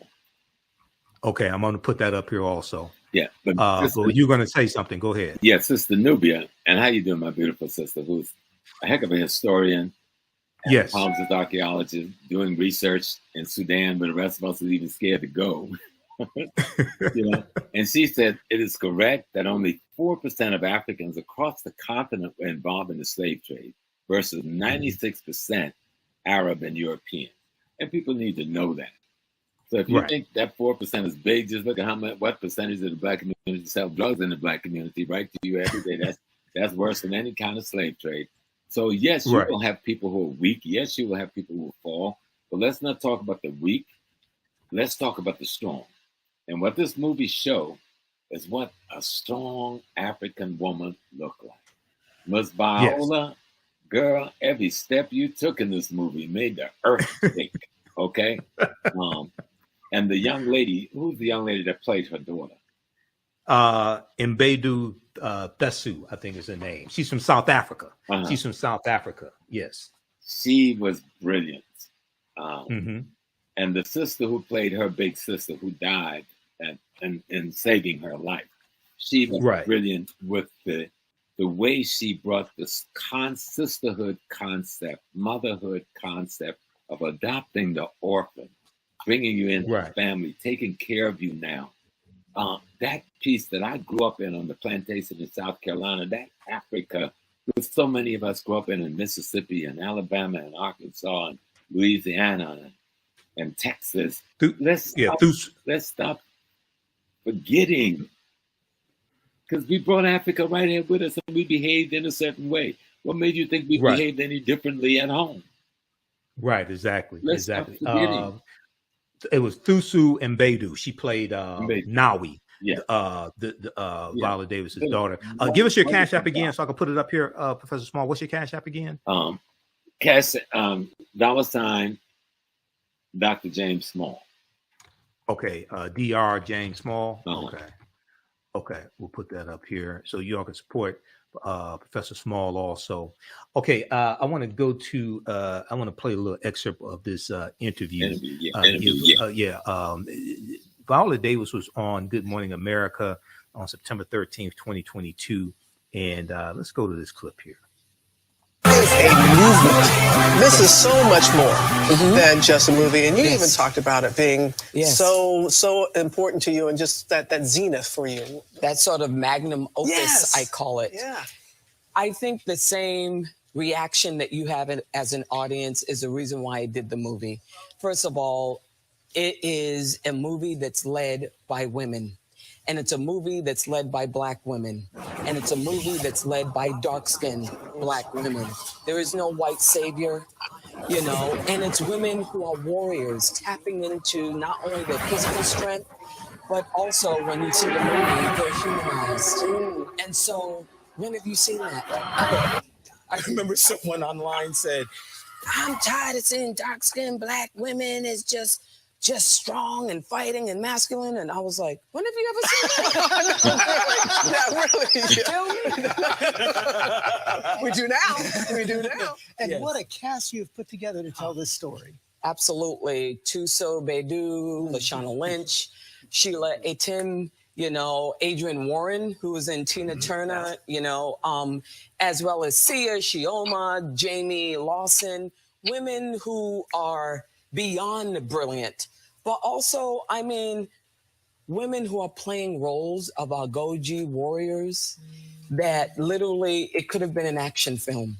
But when they walked in, you see people, you see humans. And I think that's what shifts. You bring out the best in people, because the critics are saying this cast, everyone in every single role, the best. Yes, absolutely. And, you know, here's the thing, you know, as a woman, you're taught that being a girl and being feminine is not about tapping into your physical strength. It's about being demure, speaking in a high voice, being polite all the time. Whereas the challenge of, the reason why I loved it so much is my body served me. And it was, I had to do 5 hours of weightlifting and martial arts every day. Was that all new for you? Wait a minute, you did martial arts, you did weightlifting, you did sprinting, you did weapons training, but you had to take a DNA test. DNA test, which I didn't want to see. I didn't want to see I'm lactose intolerant. I have a high rate of injury. I said I can't eat sugar. I mean, and I had to keep telling Gina, Prince-Bythewood, great director.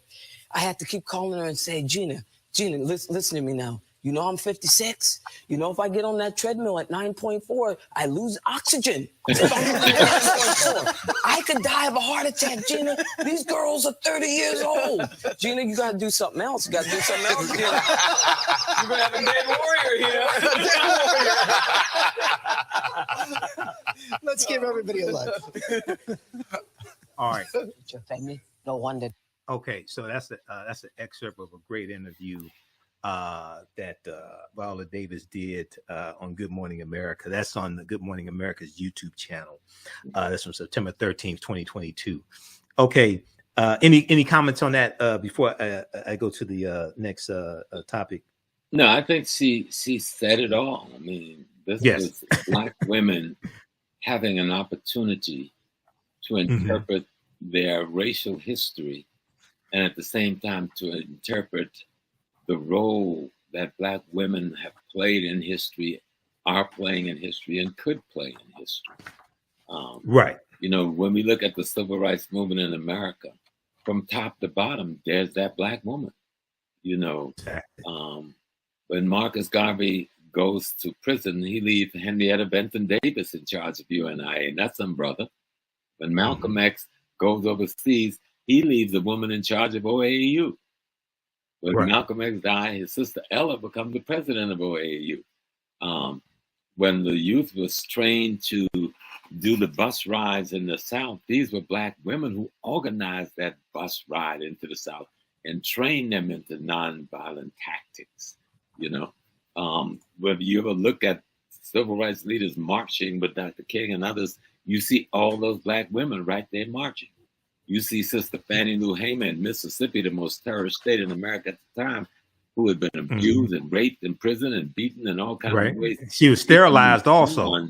You know, and forcing the Democratic Party convention to come to a halt. Nothing like that had ever happened in the history of America at the convention in Jersey. This Black woman had been fierce throughout our history. She is our mother. And any foolish man would get caught up in some white dialectic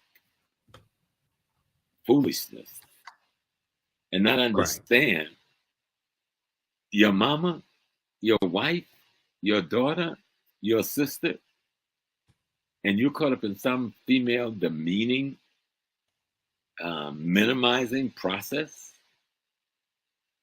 You know something's wrong with you, so go on and fix yourself. Exactly. Yes. So before I played that clip, you were talking about the difference between the content and the intent. Right. The content and the intent.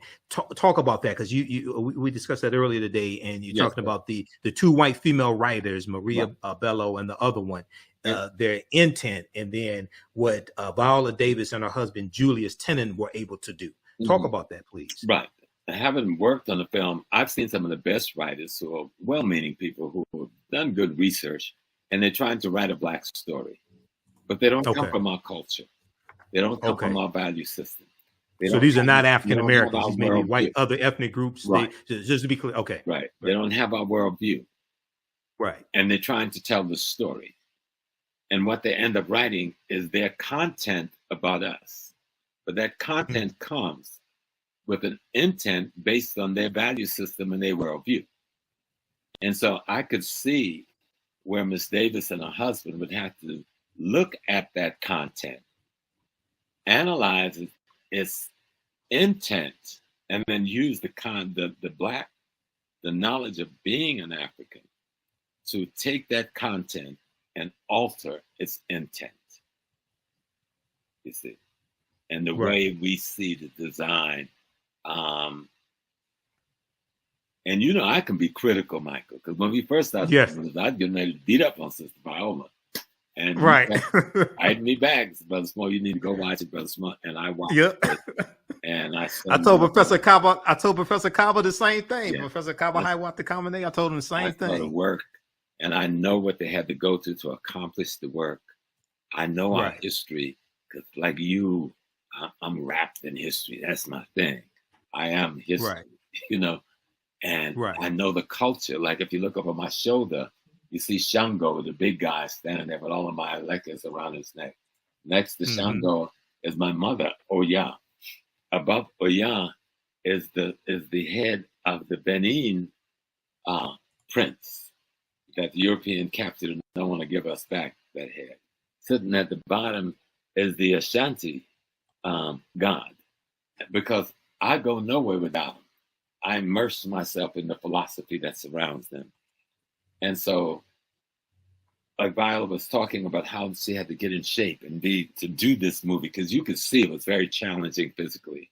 But you could see them meeting the challenge. And African culture, when you're trying to take the content written even by Africans themselves, because you got to remember, colonization and slavery have altered our consciousness to such a degree that much of our content have the wrong intent because of value system and worldview. And if you want to bring a message to really talk about taking content and creating an intent that will bring a message that will show, even in fiction, the possibility of what the history of a people could have been and should have been, they had a job cut out for them, and they met the challenge. Yes, they met. I definitely agree. I definitely agree with that. people talk of one of the things that I see on social media and in the media in general, and also this came up. So this movie comes out right after Queen Elizabeth II dies, and then a lot of information comes out with the British involvement in not just the transatlantic slave trade, but in colonizing little more than 25% of the world population. Okay.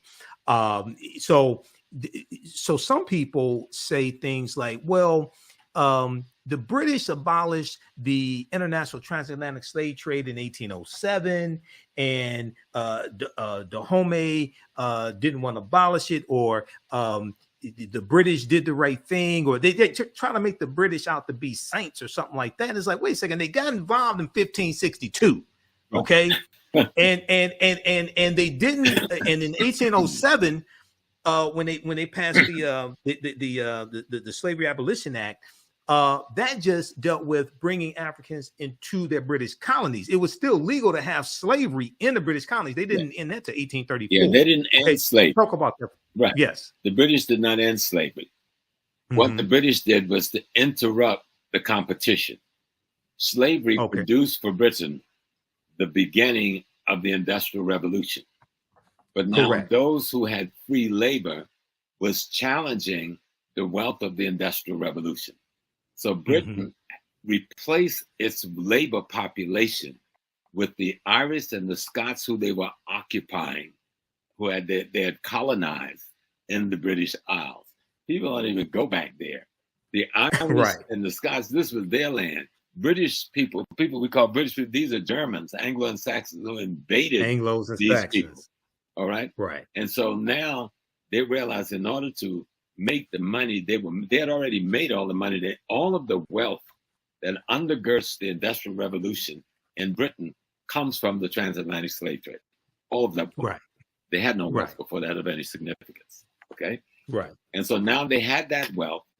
They wanted to move in another direction in terms of wealth building and wealth creation.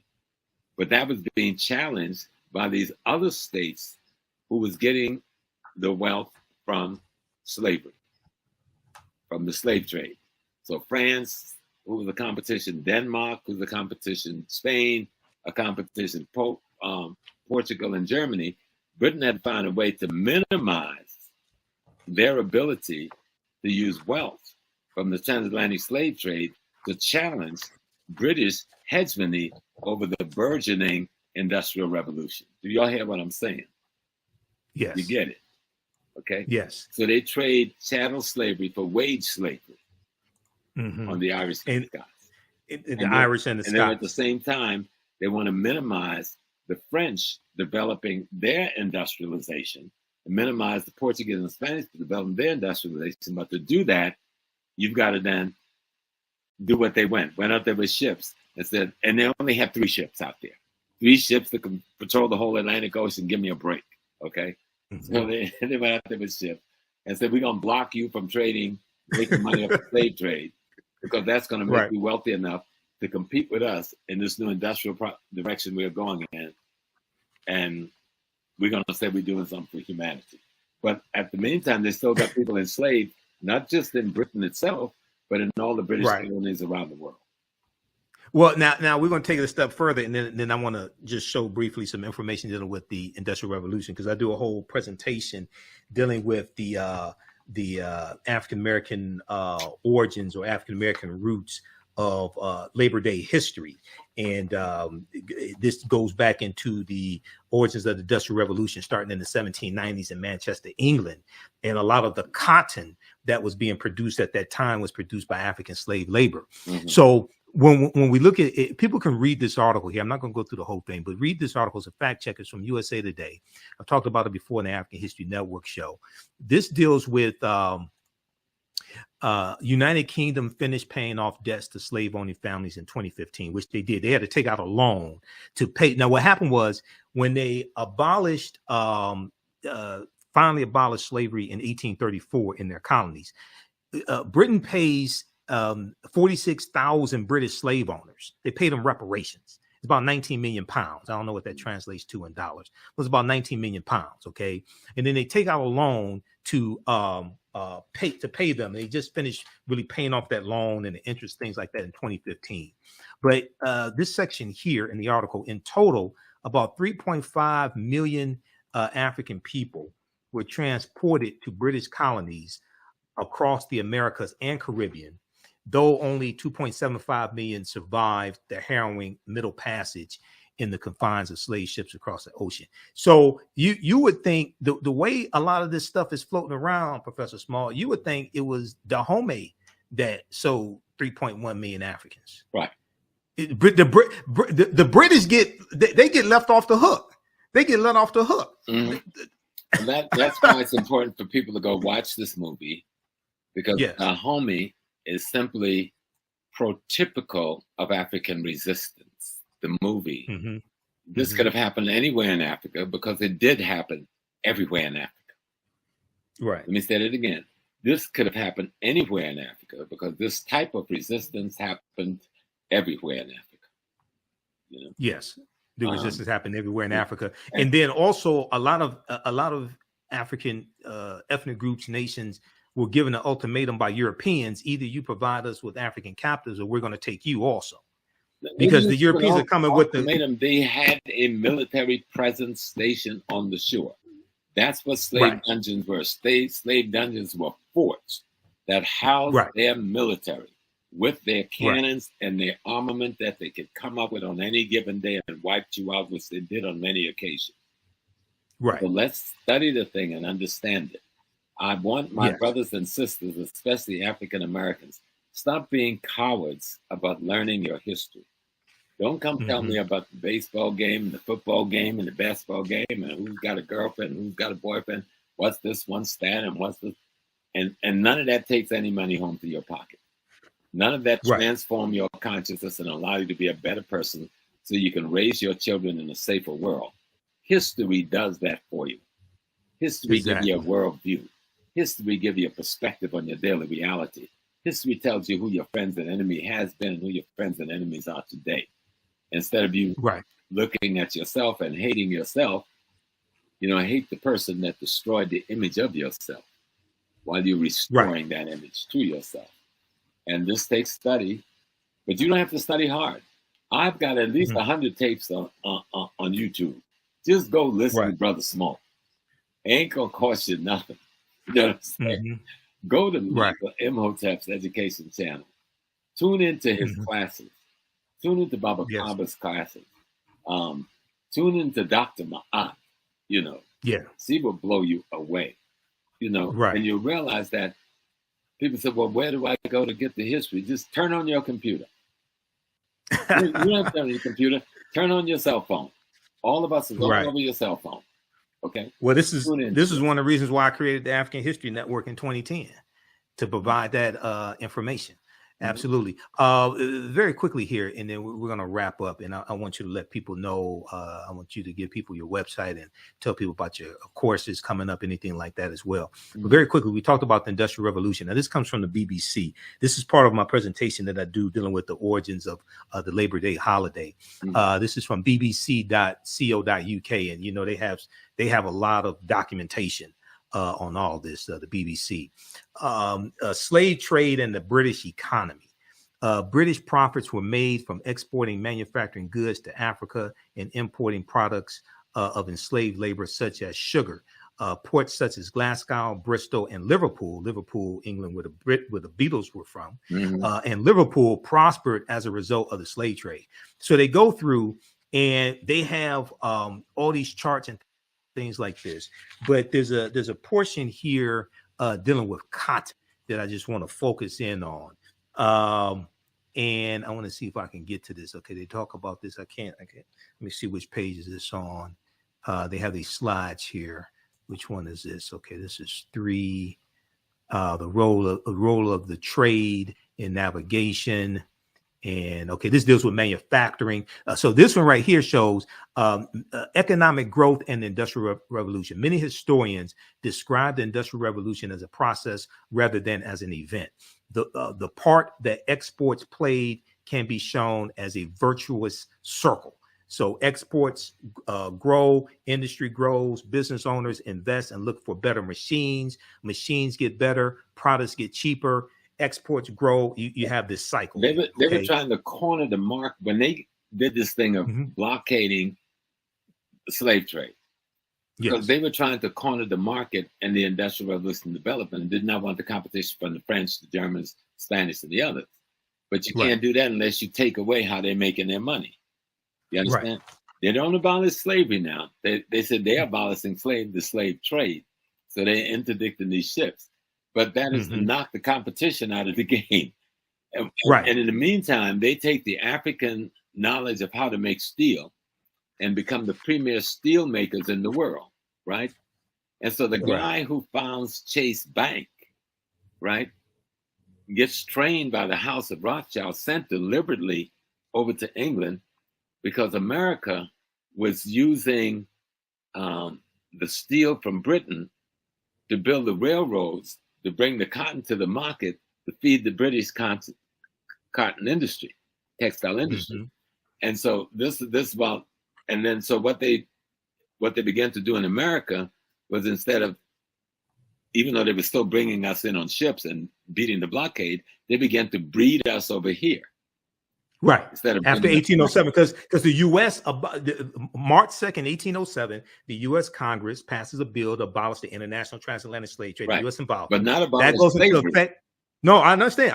Right. Trust me, I understand. That goes into effect January 1st, 1808. Yes. Okay. That's based upon Article 1, Section 9, Clause 1 of the U.S. Constitution that stipulated the earliest that the international transatlantic slave trade could be abolished was 1808. That means bringing Africans into this country to enslave them. So all the now here's the thing. They kept doing that is to knock out because America and Britain are partners in this. So they want to knock out the competition, the French, the Portuguese, the Spanish, the Brandenburgs, the Dutch.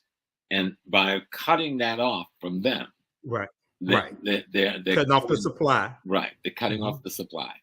And in America, where they had a large enough piece of territory and a large enough Black population, they could go into the breeding process. And that's what they did. Right. And what it did was it also increased the value of the African slaves that are already here, because you're cutting off the supply as well. Now, the other thing is, even though it was illegal after January 1st, 1808, they kept bringing Africans in. Right until the 1860s. Right up to the when the Clotilda comes in, So all the Africans, the one we know about, that's the last known slave ship we know about. And that was because of a bet. Timothy Mayer was the white wealthy businessman who made a bet that he can smuggle Africans into the country. But one of the points I want to make, all the Africans that were brought to this country from January 1st, 1808 through July of 1860, when the Clotilda comes in, all that was illegal based upon federal law. Right. Okay. So that helps to lay a legal foundation, not a moral foundation, but a legal foundation for reparations, because Europeans violated federal law. Also, there was a tax up to $10 paid for each African that was smuggled, that was brought to the country illegally as well. That's stipulated in the Constitution. Okay. Article 1, Section 9, Clause 1. Now, and when we look at the U.S. Supreme Court case of the Amistad, the United States versus the Amistad, those Africans win their freedom, Joseph St. Q and those other Africans on the Amistad slave ship, they win their freedom in the U.S. Supreme Court, because the U.S. Supreme Court rules that it violated international treaties for those Africans to be captured. It was illegal for them to be brought into the country because the international transatlantic slave trade was abolished, and they were given their freedom. Okay, so this is why we have to understand history and law, and use this. Go ahead. From the very inception of the nation, slavery was legal. It was a part of American law. America is completely culpable as a nation state. Yes. For the crimes against humanity committed against African peoples in the United States of America. Right. That's why they keep playing so many games. That's why I got to thank Sister Viola and thank her husband and thank our sister who was the director. Listen, y'all just broke through a brick wall. Okay, you knocked the whole wall down. You know, Black Panther did a good job in cracking that wall, but you just knocked the wall down, because what you showed about Dahomey. And people can scream all they want about they sold us into slavery. You need to get on the ship, get on the plane, go to Africa. If you can go anywhere else on vacation, I see some of y'all going to Paris. That's cool. I've been to Paris, you know what I'm saying? I've been to London and so forth, and Bristol and Liverpool and Leeds and Leicester and all of that stuff. But I've been to Africa. And I've listened to the elders. They still tell you the story of what they did. You can actually go to Benin, go to Dahomey, go to the very palace you see in the movie, and sit there, and the griots will tell you this history. Right. If you really want to know it. And the white folks is trying to say, oh, this little group of black folks sold all of these millions of please. Exactly. So let's tell the real story, and let's put the whole picture. Let's put Islam in there. I'm sorry to Salam Alaikum brothers. I was a Salam Alaikum brother too, I understand. But that's not our religion. That was imposed on us just like Christianity. And many of the brothers, and to make it worse, many of the Arab Muslims were selling the black Muslims. There was actually a war in Africa between white Muslims and black Muslims. And that's how a lot of us got sold into the slave trade. And you will find that a large percentage of black Muslims were sold into the United States of America by the white Muslims. Not some indigenous African in Dahomey. Okay? Right. Yeah, because I know there was you had the Indian Ocean slave trade with the Portuguese and the Arabs. I'm talking about, there's a whole concept dealing with the jihads of the 1700s and the 1800s, with the raiding down. Once the Ottoman Turks crush the Fatimite dynasty at the end of the 9th century and takes over Islam worldwide, the Ottoman went to war against Africa. This is what destroys Ghana, the ancient Ghana kingdom, and the Mali and Songhai. It is the white Muslims declaring war on the black Muslims and selling us into slavery to the Portuguese and the Dutch. We don't even talk about that because we have such sympathy for Malcolm X and the Nation of Islam and Islam, but we need to talk about that. Yes. That and because that deals with El Mansur of Morocco invading Songhai in 1591. That right there. And one of the things, and Dr. Jose Pimenta Bay talks about this in like the book Golden Age of the Moors, a fantastic book edited by Dr. Ivan Van Sertima. But Dr. Jose Pimenta Bay, who has an essay in that book, along with Renoko Rashidi. That's the beginning of it. The jihads of the 1800s, and is where you really see the explosion of this. With coming down through Nigeria, Cameroon, Ghana. That's how the Ashanti gets involved in this thing, because they're fighting with the kingdoms of the Arabized, Islamized kingdoms in northern Ghana, encroaching on the hinterland of Ashanti. Okay, and the Ashanti is selling their prisoners of war, captured in that conflict. The same thing with the Mose people of what is now Burkina Faso. Mose being an indigenous population, but fighting with the Islamic encroachment on what became Upper Volta and later this. You see the same thing in Cote d'Ivoire, with the Akan people of Cote d'Ivoire, having and another ethnic nation having to fight this Islamic horde coming from the north. And of course, a lot of them end up being black because they're being converted the same way we're being converted to Christianity. But this is the Turkish Ottoman Empire and the Eastern Arab empires. And we don't even discuss it. And you're not going to understand West African transatlantic slave trade unless you know about the Sahara and the Indian Ocean and the East African Islamic slave trade that comes right down into the Western Sudan. Because that goes back to about 8th century. The Great Jihads. The Great Jihad. Okay. Let me just show this quickly and we're going to wrap up. I want to go back to this. I was able to find what I was looking for. So this is dealing with the slave trade and the British economy. This is dealing with the Industrial Revolution. this talks about this section talks specifically about cotton. Okay. From 1750 onwards, a new industry emerged in Britain, the production of cotton cloth. Wool production had previously been Britain's major industry, but cotton had one key advantage: machinery is better than wool. And then 1793, you have the cotton gin invented here in the U.S., and then you're going to have copies of the cotton gin, which reduces the cost to producing cotton. As a result, it was cotton production that the Industrial Revolution began. As a result, it was in cotton production that the Industrial Revolution began, particularly in and around Manchester, England. The cotton used was mostly imported from slave plantations. Slavery provided the raw material for industrial change and growth. So when we talk about this Industrial Revolution, the foundation of that was the cotton that African slaves grew. Go ahead, Professor Small. Well, no, you just laid it out.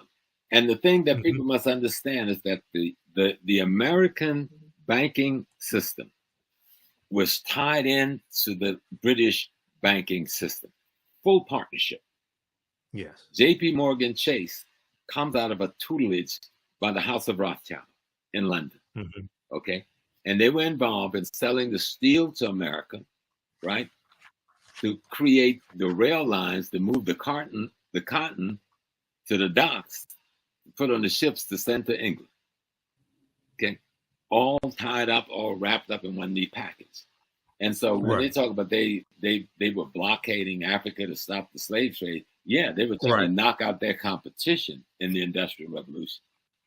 Exactly. So let's get it straight. Yep.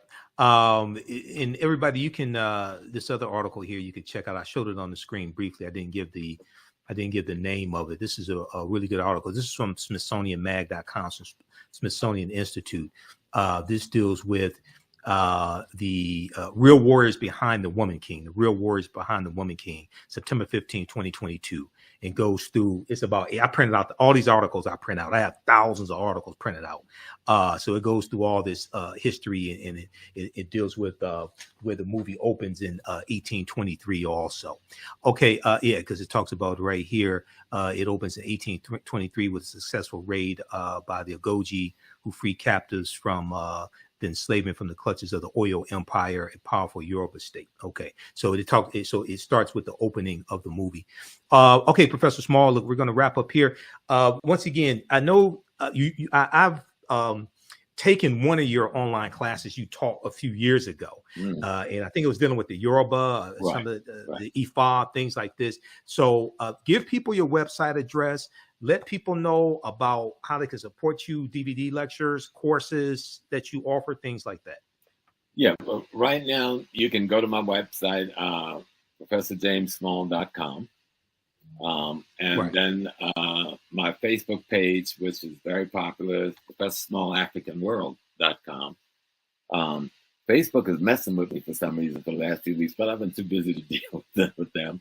I don't know what I said that got them upset. They're blocking all my pages and stuff.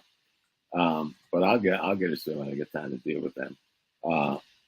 But you go to my website, and then my email is amponsa3@gmail.com. amponsa3@gmail.com. I will be starting classes again, starting at the beginning of 2023. I want to finish this Godfather of Harlem piece, which we should be finished at the end of October. It should be coming out the first week in January. It's better than the last two by 100 miles. You're gonna love it, right? Because we got more courage, we got braver. You're gonna see a Nesta Che Guevara. You're going to see Che Guevara and Malcolm. You're going to see the CIA trying to kill both of them. You're going to see the FBI plotting Malcolm's assassination. I put it all out there. We're going to. And you, as the historical consultant, you go through and you review the script You let them know, okay, it didn't happen this way. This is not realistic. Things like that. That's your job on the show. Because at the end of each show, when you watch the credits, your name is in the credits. Go ahead. Right. So I work with some brothers, Chris Brancato, who is the showrunner and the chief writer. I mean, beautiful guy, and Michael and Paul, who's a brother out in California. We consult on concepts, ideas, and principles. Like, how does this concept look? Like right now, here's what we're doing. We're trying to figure out, how do we do the assassination without replicating Spike Lee or replicating other movies about the assassination? I can't tell you what we're going to do, but it's going to be very unique, and we're not going to see. And my thing was, I don't want to see him getting shot. How do we handle that? Right. How the writers handle it is just beautiful, right? But still tell the story as accurately as you can, right? Exactly. You keep the dignity of Sister Betty and the children and the family, you know. Showing Malcolm as a diplomat. We've got him in Mecca, all right? We've got him in Ghana giving a speech, and we got him in Cairo speaking to. All that's going to be up in there. We got a meeting with Che Guevara. You know, we've got a meeting with Kwame Nkrumah. So you're going to see stuff that no one else has shown. Okay, and then we got a relationship between him and Bumpy Johnson, his friend, trying to keep him alive and trying to protect him. Then we bring the CIA into play through the Cuban drug lords, right, into Harlem. And then we get the FBI coming in, wanting to stop Malcolm. But see, that gets hidden in other pieces. They talk about the Nation of Islam, but they don't talk about these other forces. So we're going to deal with the other forces big time out front. You know, I deal with this in my classes. There's a good article, and you just hit on a little bit of this. There's a good article by Deneen L. Brown for the Washington Post. It deals with the day Dr. King met Malcolm X, March 26, 1964, at the U.S. Senate debate for the Civil Rights Act. Martin Luther King Jr. met Malcolm X just once. The photo still haunts us with what was lost. But what I want to hit on very quick. We got him down in Selma. In the movie, we got him doing the speech in Selma. We got a meeting with Andy Young. We got a meeting with Coretta. We're going to tell the story hard. Well, Malcolm gets in. What I was going to hit on, when Malcolm officially separates from the Nation of Islam, March 8, 1964, Malcolm gets involved in the Civil Rights Movement. Right. Okay. And that's a part of Malcolm's life that's not talked about a lot. You got to do some research to understand this. You can't just quote excerpts of Malcolm's speeches. And Malcolm, the Battle of the Bullet that he first delivers that I know of, March 29, 1964, in Washington Heights, New York. One of the things he's talking about in the speech is interjecting Black nationalism into the Civil Rights Movement. Right. Okay. He actually has a meeting in 65 and Ruby Dee's brother's Tom's house in Queens. And he meets with all of the civil rights leaders there. The only one that didn't make it was Dr. King, but Dr. King, he sent his rep. All right. And they agreed that they would work together. And Fannie Mahima, who was at that meeting, invites him to come to Mississippi, a lecture that would have taken place of 2 weeks after he was assassinated. Right. In the documentary, Make It Plain, they talk about that, but they said it was at Juanita Portier's house. No, it was it was Tom's house. Tom's house? Okay. Tom's house. And what was his relation to Ruby Dee? His brother. That's Ruby Dee's brother.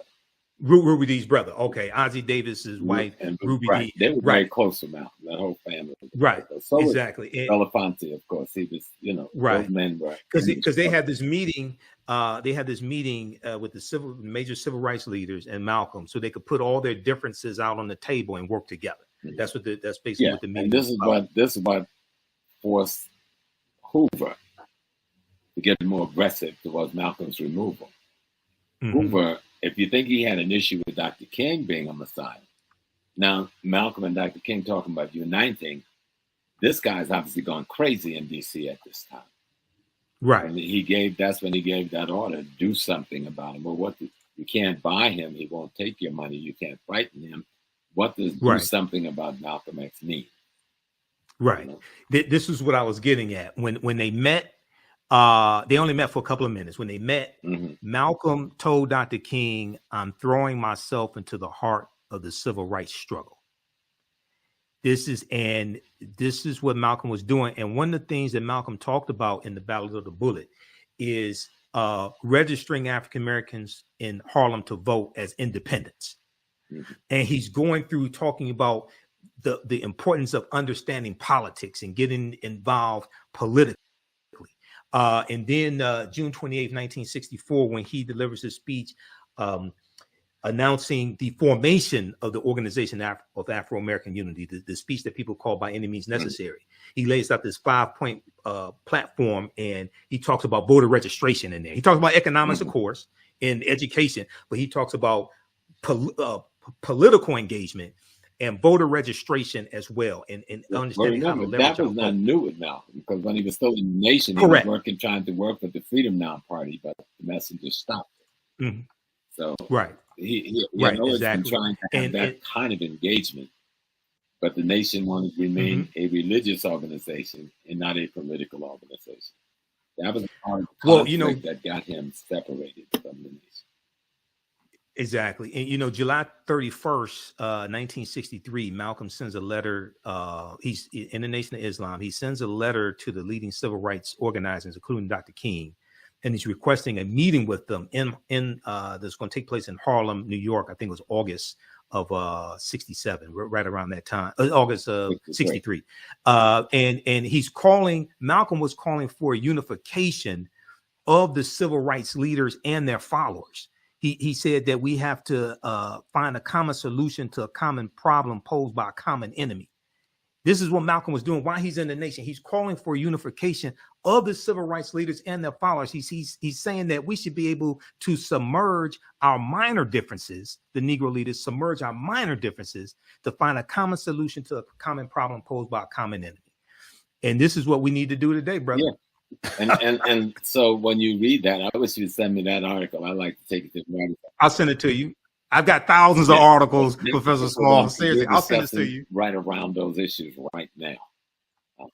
And see, when you see that, then you understand why the split with the nation. You see the hand of COINTELPRO. Right. Okay. Right. COINTELPRO is well at work in the nation at this time. And the one thing they want to do is destroy the partnership between Elijah Muhammad and Malcolm X. And they were able to effectively do that in November 63. And once they got him out, they went to work to make sure they could never get back together. And then as Malcolm slides, as he does, to move in partner with Dr. King, they killed him. Yep. Exactly. Well, look, brother, it's been fantastic. People have learned so much. Everybody support Professor James Small and support the African History Network again. Here's his website, ProfessorJamesSmall.com, ProfessorJamesSmall.com. And then his Cash App also is $ Dr. James Small, $, Dr. James Small. And then be sure to support the African History Network as well. Well, look, brother, it's been fantastic. I know you got to run. Let's go ahead. Come back and call out The Woman King. That's why we came together.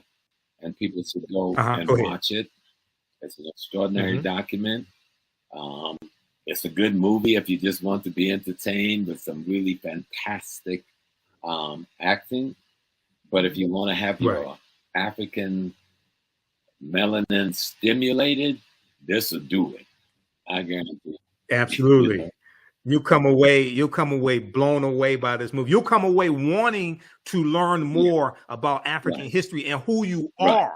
That's what happened with Malik. That's so powerful. I'm going to do my DNA sometime. So I'm going to use African ancestry. Yeah, I did African ancestry. I did my mitochondria, which is my grandma, and that's 100% Sierra Leone.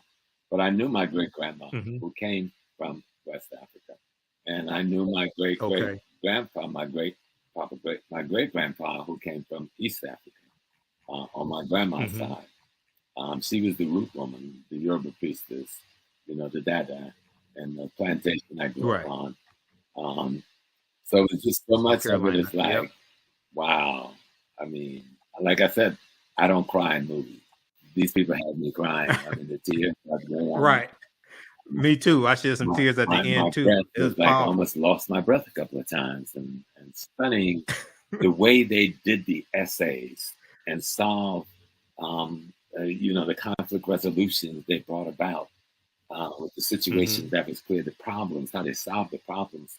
Let me explain to you what I'm saying. When you're making a movie, you create problems, you create contradictions, and the movie is about how do you bring resolution to the contradictions, right? They just do a fantastic job of it. And, exactly. And Miss Davis is just, when you see her, she is the woman king. When you see her, she is the warrior general leader. No doubt about it. Naniska. Yep. And Naniska was a real Agojie, but she wasn't a general. So I listened to an interview. I've listened to a number of interviews that Gina Prince-Bythewood, the director, has done, as well as Viola Davis. And Gina Prince-Bythewood said that the character of Naniska was an amalgamation. Well, it's a combination of different Agojie. Heroine and heroes, when you dealing with fictionalized history, it is an amalgamation of multiple characters. And that's how you make it work. And they made it work because, like I said, this could have happened anywhere in Africa, and it did happen in multiple places in Africa. And so if you want something to, and people are upset and saying, oh, this is fiction, then go study the history and tell me the story. Study the real history. Yep. That's why we're doing this show, that deal with the real history, because what happens is movies that have a historical foundation but a lot of fiction in them, it causes people to want to know more about the real history. That's why I'm doing this show. That's why I contacted Professor Small. I contacted Sylvian Diop, who wrote Fighting the Slave Trade. I'm trying to get in touch with her. I talked to Dr. Talitha LaFloria, who wrote who's the author of this book here. We've had her on the show before, Chained in Silence, Black Women and Convict Labor in the New South, Dr. Talitha LaFloria. We've had her here on the African History Network show before. Yeah, and she had not seen the movie yet. She wants to see it, so I'm going to try to get her on. We're going to try to get some sister scholars on also as well. No, this okay, brother, look, go ahead. Good work to the whole crew. Yeah. And what they've done is raise the bar in terms of the kind of pieces that will now be presented to the Black community about our history. And if they don't give her the Academy Award, I'm going to have to suit up and boot up and go out to Hollywood and handle it. She deserves it.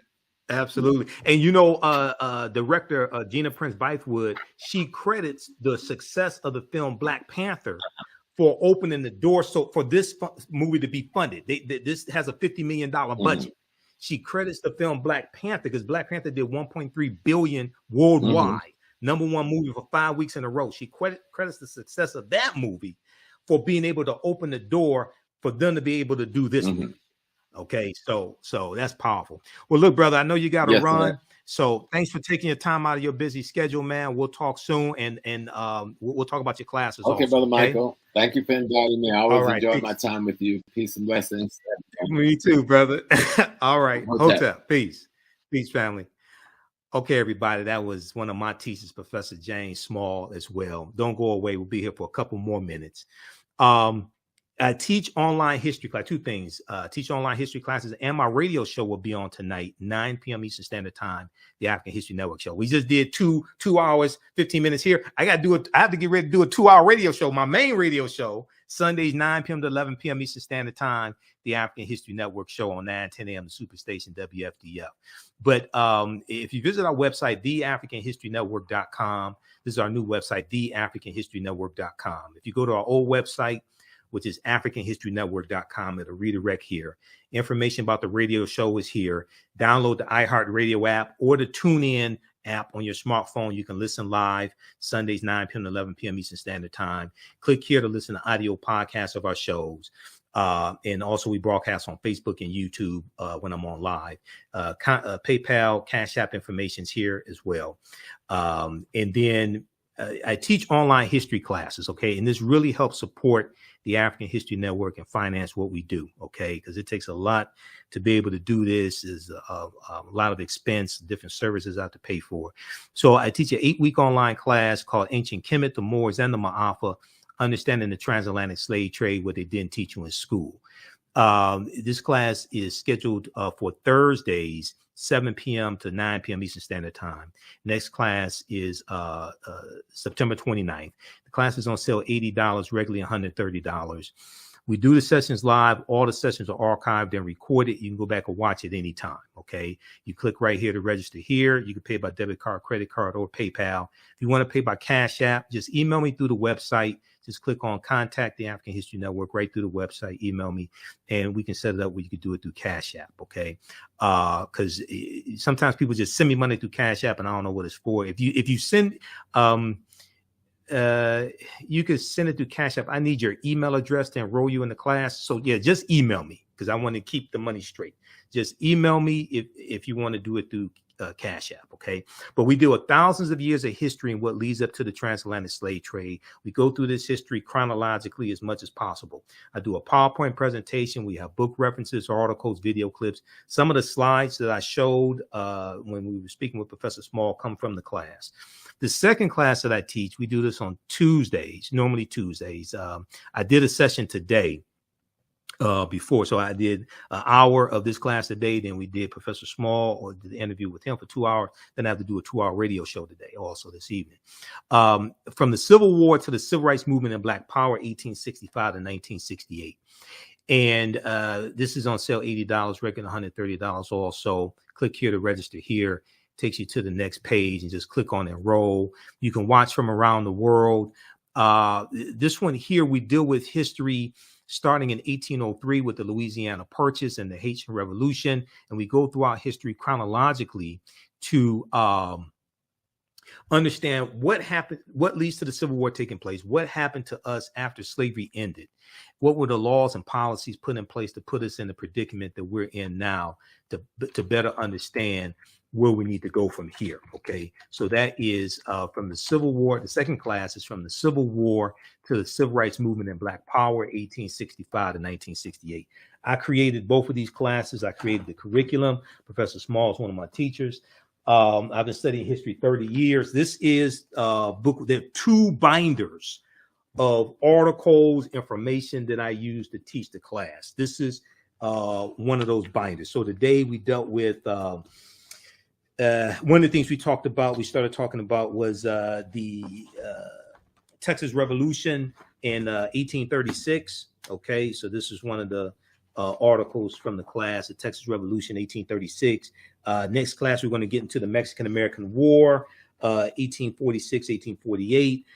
Texas becoming a state in the Union, 1845. We also talked about Vicente Guerrero today, who became the first president of African descent of Mexico in 1829, and he abolished slavery in 1829. Okay, so we talked about him as well in the class, and we talked about the Missouri Compromise of 1820, which is one of the things that leads to this Civil War taking place, and it was something that was designed to avoid a civil war also. The Missouri Compromise of 1820. We'll talk about things like the Compromise of 1850 as well, which consisted of 5 bills. And the Compromise of 1850 was designed to organize the land that the U.S. gets from Mexico through what's known as the Treaty of Guadalupe Hidalgo. It's the Treaty of Guadalupe Hidalgo that ends the Mexican-American War in 1848. And the U.S. gets California, Arizona, New Mexico, Colorado, Utah, and Nevada from Mexico as a result of the Treaty of Guadalupe Hidalgo. They pay about $15 million for that. Mexico loses 1/3 of their territory. And then the Compromise of 1850 organizes that land that the U.S. gets from Mexico. But the 5th bill consists of 5 bills. The 5th bill was the Fugitive Slave Act of 1850, which intensifies the abolitionist movement, makes it more dangerous for runaway slaves to stay in the North. More of them are going to go into Canada. So this is a fantastic class. And we go through, we look at what leads to the Civil War taking place. We look at the Reconstruction era, 1865, 1877, Jim Crow era, World War I, World War II, Great Migration, 1915 and 1970, Civil Rights Movement, Black Power Movement. Okay, we have a bundle pack when you can register for both classes at a discount. You get both classes for $130. That's an over $300 value because there's going to be bonus lectures that you get from me in digital format that we're uploading also. So right here, we have the bundle pack of courses. You can click right here to register here for it. And if you've taken any of my online classes in the past, email me at TheAHNShow@TheAfricanHistoryNetwork.com, or just email me right through the website. Click on Contact the African History Network. TheAHNShow@TheAfricanHistoryNetwork.com, and you'll get a 50% discount on the bundle pack if you are a returning student. And I've been teaching these online classes going back to 2017. I created the course Ancient Kemet, the Moors, and the Ma'afa, Understanding the Transatlantic Slave Trade. There's a big binder that I use for that also that has a lot of the information in it. And this one here, with Civil War, Civil Rights Movement, and Black Power, I started teaching that, I think it was October 2021. Okay. All right. And we'll be on live tonight, the African History Network show. Thanks so much for joining us. Follow the African History Network, the AHN show. The African History Network on Facebook, Michael Imhotep on YouTube. You can support us through Cash App and PayPal. Some people don't get the notifications on Facebook, so check our fan page regularly. We appreciate this. Oh, also those 2 classes, you can use that information with your children. I forgot to tell you that. The classes, I would say, are PG-13. They're not overly graphic. I don't do a lot of cursing, things like that. Okay, so you can use that information with your children. You can watch from around the world also. Okay, and even after the course is over with, you still have full access to the class. So a year from now, 2 years from now, you can go back and watch the entire course. It doesn't expire. Your access to the class does not expire because the course is over with. All right. Okay, look, I got to get ready to do this 2-hour radio show. It's been a busy week, and I have a new work schedule and trying to get used to all that. So I talked to Professor Small. I said, look, let's do this. We'll do it today, and then I'll do my radio show tonight. We'll play excerpts of this interview on my show tonight. Okay. All right. Remember, right knowledge corrects wrong behavior. It's not over till we win. Wakanda forever. Thanks for tuning in. Greetings. Welcome to the 2022 Black Solidarity Cooperative Conference hosted by Repair Nations.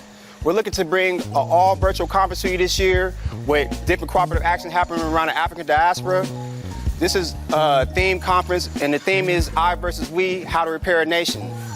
Around the theme, we're looking to offer an education around travel around the African diaspora, how to fund your cooperative, and also how to get into a collective versus an individual mindset of working together.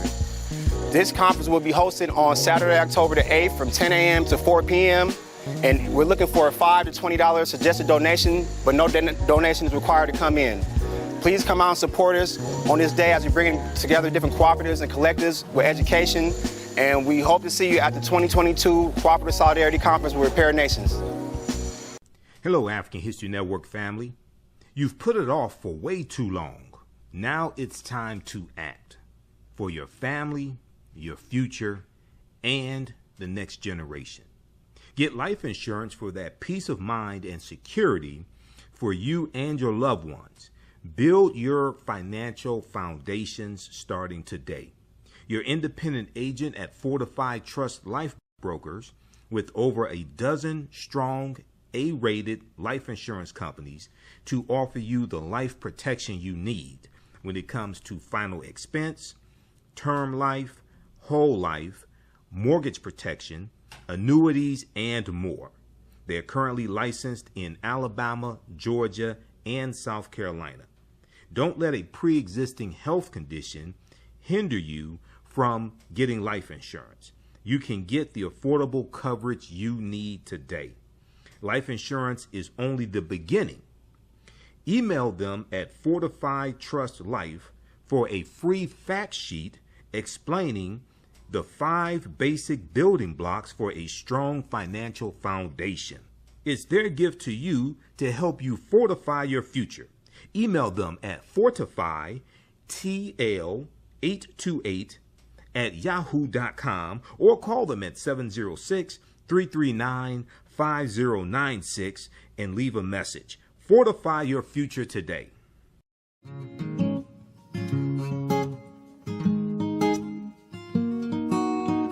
IDO Network International, in collaboration with STL Black Woman, DACA, and ACTA, present the Royal Pilgrimage to the Americas, August 24th through the 28th.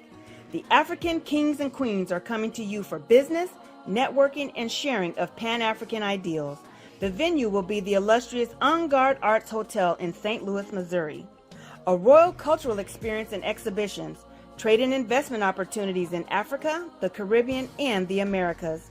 A Royal Pan-African Summit hosting keynote speakers, and a red carpet banquet. Come and witness an African royal coronation ceremony. Register at www.idonetwork.org to book your ticket to wine and dine with African royalty. Vendor opportunities available. Get face-to-face with the royals who own the land and resources for business. Contact DACA for deal room information at 602-730-4572.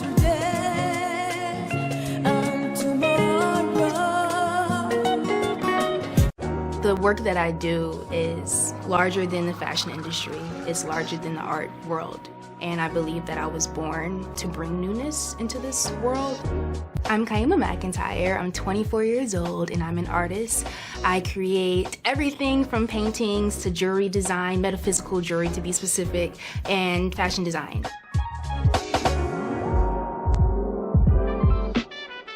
The only reason why my prom dress went viral is because people needed it. Within a few days of going viral, Notori Naughton reached out to me and she's like, I saw your dress, can you make me a dress? I was equally as shocked to be asked by a celebrity to design their dress at the age of 17. That's just one person, and the list just continues to go on to Janet Jackson, to Tyra Banks. It really hits home. That means that the discussion is happening on the grounds in real time. iRedify is a Black-owned digital platform that showcases Black and Brown cultures and people. The books on the platform are written by African American authors, Afro-Caribbean authors, African authors, and so much more. Kids 14 and under can read ebooks, listen to audiobooks, and complete learning activities. Kids can even write in the books digitally. Get unlimited access to everything on the platform for only $8.99 a month at iRedify.com. Sign up for your membership today.